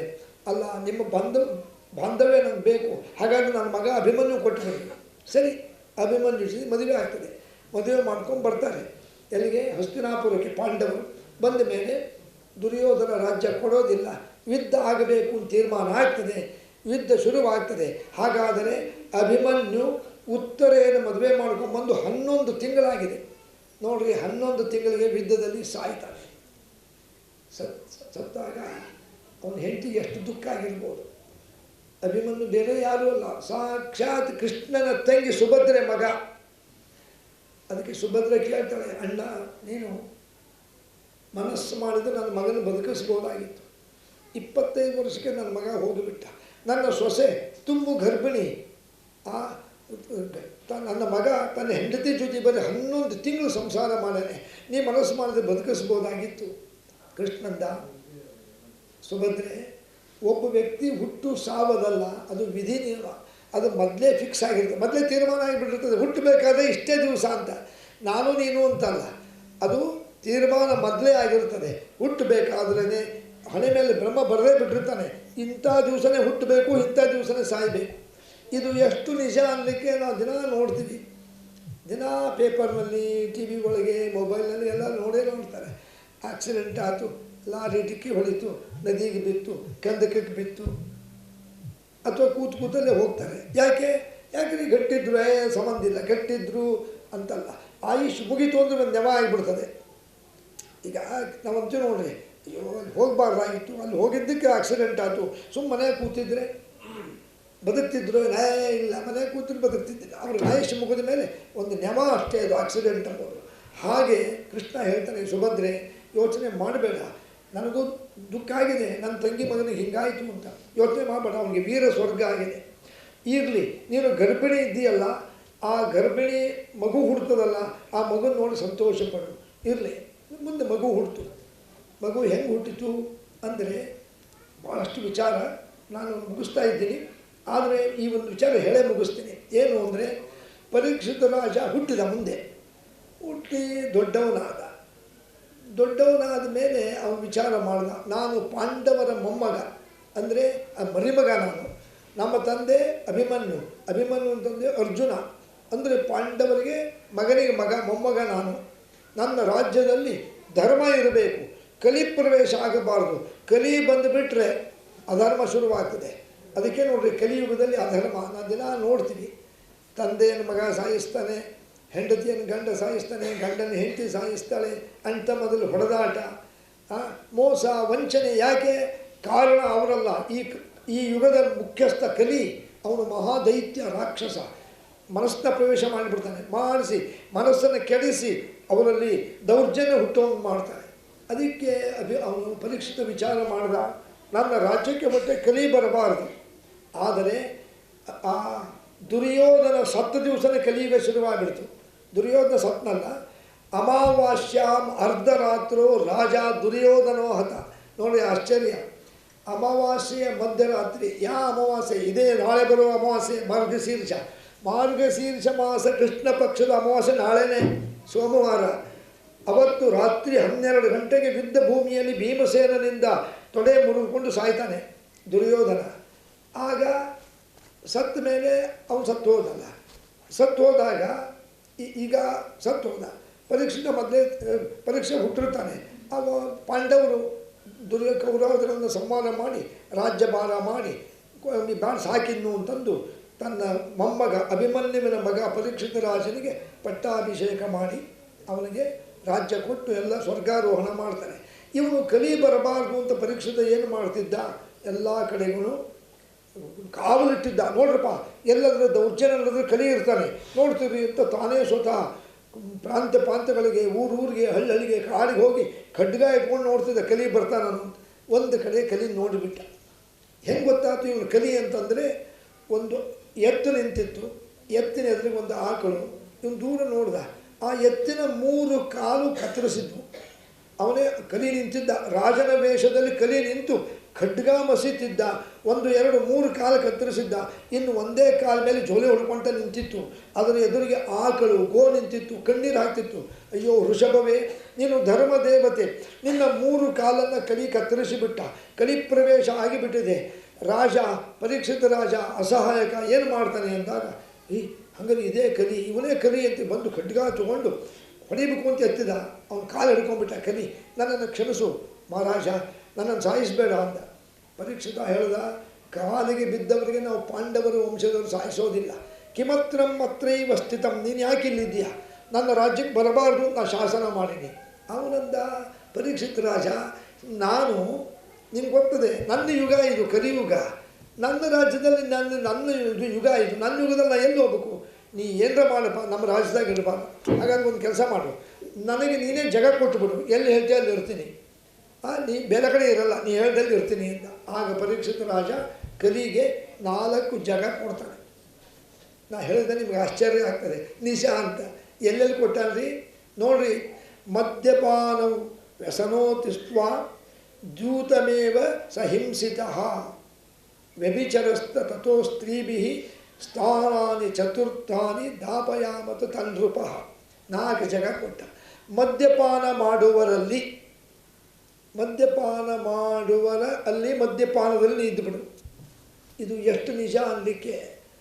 ಕೆಲವರು ಮದ್ಯಪಾನ ಮಾಡ್ತಿರ್ತಾರೆ, ಹೆಂಡತಿ ಮನೆಗೆಲ್ಲ ಬೈತಿರ್ತಾರೆ, ಬೇಡ ಅಂತಾರೆ. ಕೊನೆಗೆ ಅವ್ರು ಗುರುಗಳ ಹತ್ರ ಕರ್ಕೊಂಡೋಗಿ, ಗುರುಗಳೇ ನಮ್ಮ ಮನೆಯವ್ರಿಗೆ ಅಥವಾ ನಮ್ಮ ತಮ್ಮನಿಗೆ ಒಂದು ಸ್ವಲ್ಪ ಹೇಳ್ರಪ್ಪ, ಭಾಳ ಮದ್ಯಪಾನ ಮಾಡ್ತಾನೆ. ಏನೋ ಯಾಕೋ? ಇಲ್ಲ ಗುರುಗಳೇ ಮಾಡಲ್ಲ, ಪ್ರತಿಜ್ಞೆ ಮಾಡೋಕ್ಕಾಗಿಲ್ಲ, ನಾಳೆಯಿಂದ ನಾನು ಡ್ರಿಂಕ್ ಮಾಡಲ್ಲ, ಮದ್ಯಪಾನ ಮಾಡಲ್ಲ, ಪ್ರತಿಜ್ಞೆ ಮಾಡಿ ಮನೆಗೆ ಬರ್ತಾನೆ. ಹೆಂಡತಿ ಸಂತೋಷ ಆಗ್ತದೆ, ನಮ್ಮ ಮನೆಯವ್ರಪ್ಪ ಕುಡಿಯೋದು ಬಿಟ್ರಪ್ಪ. ಒಂದು 3 ತಿಂಗಳು ಮತ್ತೆ ಹತ್ರ ಹೋಗಿರ್ತಾನೆ, ಯಾರೋ ಒತ್ತಾಯ ಮಾಡಿಬಿಡ್ತಾನೆ, ಮತ್ತೆ ಕುಡ್ಕೊಂಬರ್ತಾನೆ. ಅಲ್ರಿ ಅವತ್ತು ಪ್ರತಿಜ್ಞೆ ಮಾಡಿದ್ರಿ, ಸ್ನೇಹಿತರು ಸಿಕ್ಕರು ಒತ್ತಾಯ ಮಾಡಿದರು. ಅಂತೂ ಯಾವುದೇ ಕಾರಣಕ್ಕೆ ಮದ್ಯಪಾನ ಮಾಡುವವರು ಕಲಿ ಇರೋದರಿಂದ ಬಿಡ್ಲಿಕ್ಕೆ ಸಾಧ್ಯನೇ ಇಲ್ಲ. ಬಿಟ್ಟರು ಮತ್ತೆ ಮೆಲಕ್ಕೆ ಹಾಕ್ತಿರ್ತಾನೆ, ಒಂದು ಸ್ವಲ್ಪ ಕುಡಿಬೇಕು ಅಂತ. ಯಾಕೆ? ಅದು ಕಲಿ ಸನ್ನಿಧಾನ. ಎರಡನೇದು, ಹಿಂಸಾ ಮಾಡೋ ಜಗದಲ್ಲಿ ಕಲಿ ಇರುವುದು ಕೊಟ್ಟ ಜಗ. ಮದ್ಯಪಾನ ಮಾಡೋರಲ್ಲಿ ಒಂದು ಜಗ ಕೊಟ್ಟ ಕಲಿಗೆ ಪರೀಕ್ಷಿತ ರಾಜ. ಎರಡನೇದು ಹಿಂಸಾ ಮಾಡೋರು. ಈಗ ಕುರಿ ಮೇಕೆ ಕಡಿತಾರಲ್ಲ, ಅವ್ರಿಗೆ ದಯ ಇರ್ತದನ್ರಿ. ಆ ಪಾಪ ಮೇಕೆ ಅರಸ್ತಿರ್ತದೆ, ಸಾಯಿಸ್ತಾರೆ. ಯಾಕೆ? ಅವ್ರಿಗೆ ಕೆಲಸನೇ ಅದು, ಅಲ್ಲಿ ಕಲಿ ಇರ್ತದೆ. ಕಲಿ ಪ್ರವೇಶ ಆಗೋದ್ರಿಂದ ಅವರ ದಯಗೆ ತೋರಿಸಲ್ಲ. ಮೂರನೇದು ದ್ಯೂತ, ರೇಸ್ ಕೋರ್ಸು, ಇಸ್ಪೇಟು ಆಡ್ತಾರಲ್ಲ, ಅವರಲ್ಲಿ ದಯ ಇರ್ತದೋ ಅಥವಾ ಅವರಲ್ಲಿ ನಾವು ಸೋಲ್ತೀವಿ ಅಂತ ಗೊತ್ತಿದ್ರೂ ಗೆಲ್ಬೋದು ಅಂತ ಆಡಿ ಎಲ್ಲ ಸೋತು ಕಳ್ಕೋತಾರೆ ಮನೆ ಮಠ. ಯಾಕೆ? ಅಲ್ಲಿ ಕಲಿ ಸನ್ನಿಧಾನ. ನಾಲ್ಕನೇದು ವ್ಯಭಿಚರಸ್ಥ ಸ್ತ್ರೀಹಿ, ಅಂದರೆ ಯಾವ ಸ್ತ್ರೀ ತನ್ನ ದೇಹವನ್ನೇ ಮಾರಿಕೊಂಡು ಬದುಕ್ತಾ ಇದ್ದಾಳೆ, ವೇಶ್ಯಾವೃತ್ತಿಯಲ್ಲಿ ಯಾವ ಸ್ತ್ರೀ ಇರ್ತಾಳೆ ಅವಳಲ್ಲಿ ಕಲಿ ಇರ್ತಾನೆ. ನೋಡಿರಿ, ಮದುವೆ ಆದ ವ್ಯಕ್ತಿ ಅವಳ ಹತ್ರ ಹೋಗಿರ್ತಾನೆ. ಆಮೇಲೆ ಮನೆಗೆ ಬಂದಮೇಲೆ ಗೊತ್ತಾಗ್ತದೆ ಹೆಂಡತಿಗೆ, ಯಾಕೆ ಹಿಂಗೆ ಮಾಡಿದಿರಿ, ನಾನು ಮನೆಯಾಗಿದ್ದಾಗ ಇನ್ನೊಬ್ಬರು ಯಾಕೆ ಹೋದ್ರಿ ಅಂತ ಹೆಂಗೋ ಮಾಡಿ ಬಿಡಿಸ್ತಾರೆ. ಬಿಟ್ಟರೂ ಮನಸ್ಸಿನ ಮಲಕ್ಕೆ ಹಾಕ್ತಿರ್ತಾನೆ, ಅವಳತ್ತು ಹೋಗ್ತಿದ್ದೆ, ಇವಳತ್ತು ಹೋಗ್ತಿದ್ದೆ. ಯಾಕೆ? ಆ ವ್ಯಭಿಚಾರ ಮಾಡುವ ಸ್ತ್ರೀಯಲ್ಲಿ ಕಲಿ ಸನ್ನಿಧಾನ. ನೋಡಿರಿ, 4 ಜಗ. ಒಂದು ಮದ್ಯಪಾನ ಮಾಡೋರು, ಒಬ್ಬರು ಹಿಂಸಾ ಮಾಡೋರು, ಒಬ್ಬರು ಜೂಜಾಡೋರು, ಒಬ್ಬರು ವ್ಯಭಿಚಾರ ಸ್ತ್ರೀ. ನೋಡಪ್ಪ, 4 ಜಗ ಕೊಟ್ಟಿನಿ, ಇನ್ನು ಹೊರಟು ಬಿಡು, ಅಲ್ಲಿ ಬಿಟ್ಟು ಎಲ್ಲೂ ಇರಬೇಡ. ಅವನಂದ ಕಿಮತ್ರಂ ನ ಶಕ್ಯಂ ಚತುರ್ಥ ಸ್ಥಾನಂ. ಅಲ್ಲಿ ನೀವು 4 ಜಗ ಕೊಟ್ಟರೆ ಎಷ್ಟೋ ಜನ ಮದ್ಯಪಾನ ಮಾಡಲ್ಲ, ಮತ್ತು ನಾ ಹೆಂಗೆ ಹಿಡಿಬೇಕು ಅವ್ರನ್ನ. ಎಷ್ಟೋ ಜನ ಹಿಂಸೆ ಮಾಡಲ್ಲ, ಅವ್ರನ್ನ ಹೆಂಗೆ ಆಕ್ರಮಿಸಬೇಕು. ಎಷ್ಟೋ ಜನ ಜೂಜಾಡಲ್ಲ, ಅವ್ರನ್ನ ಹೆಂಗೆ ಹಿಡಿಬೇಕು. ಎಷ್ಟೋ ಜನ ಕೆಟ್ಟ ಕೆಲಸ ಮಾಡುವಂಥ ಸ್ತ್ರೀ ಎಲ್ಲ ಮಾಡಲ್ಲ. ಇನ್ನೊಂದು ಜಗ ಕೊಟ್ಟು ಬಿಡ್ರಿ ಅಂತ. ಹಾಗಾದರೆ ರುಕ್ಮೇನ ಪರಿತಿಷ್ಠ, ಬಂಗಾರದಾಗ ಇದ್ದುಬಿಡು ಅಂತ. ಭಾಳ ಚಲೋ ಆಯ್ತು ಅಂತ. ಹಾಗಾದರೆ ಬಂಗಾರದಲ್ಲಿ ಇದೆ ಅಂದರೆ ನಾವೆಲ್ಲ ಹಾಕೋತೀವಿ. ಬಂಗಾರದ ಉಂಗುರ ಹಾಕೋತಾರೆ, ಬಂಗಾರದ ಚೈನ್ ಹಾಕೋತಾರೆ, ಬಂಗಾರದ ಬೆಂಡೋಲೆಗಳನ್ನು ಹಾಕೋತಾರೆ. ಕಲಿಯಿದಾನೆ ಹಂಗಲ್ಲ.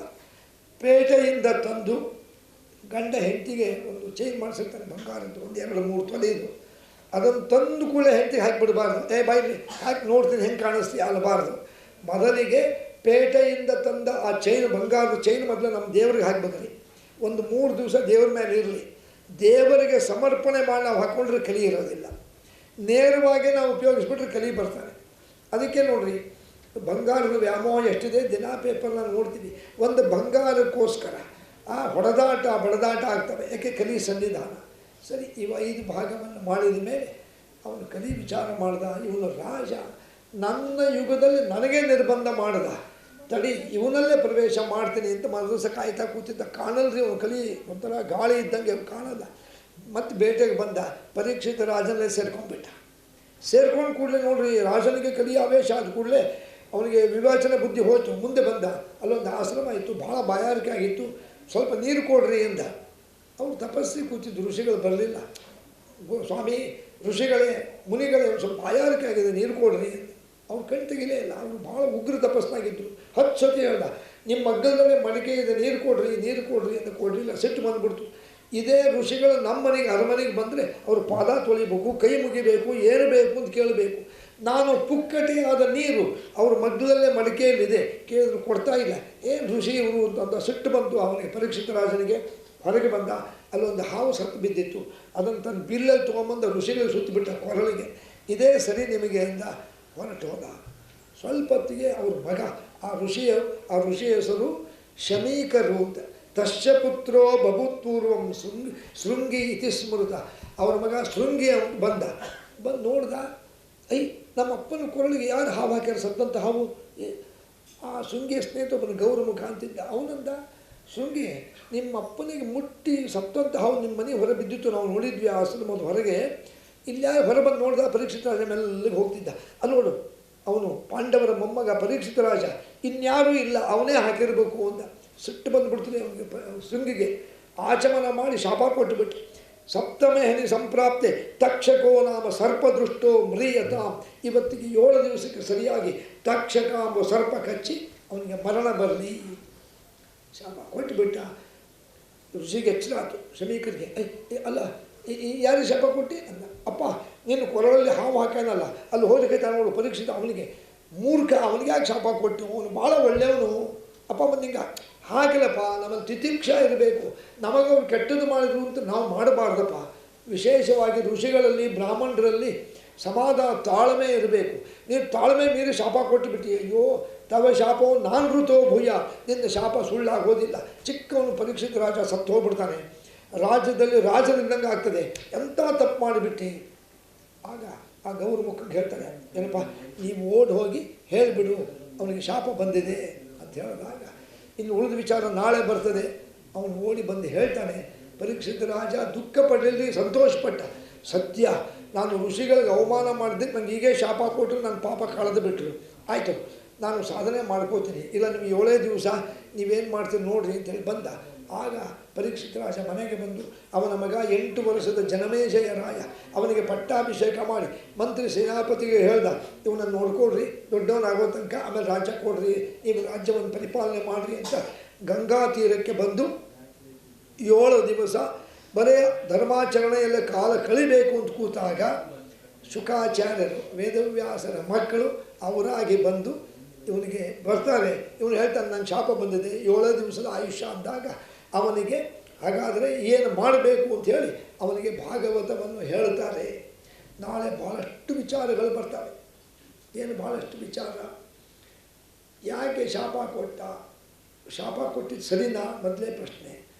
ಮತ್ತು ಶುಕಾಚಾರ್ಯ ಬರ್ತಾರಲ್ಲ, ಶುಕಾಚಾರ್ಯರು ಹಿಂದಿನ ಜನದಲ್ಲಿ ಅವ್ರು ಯಾರು?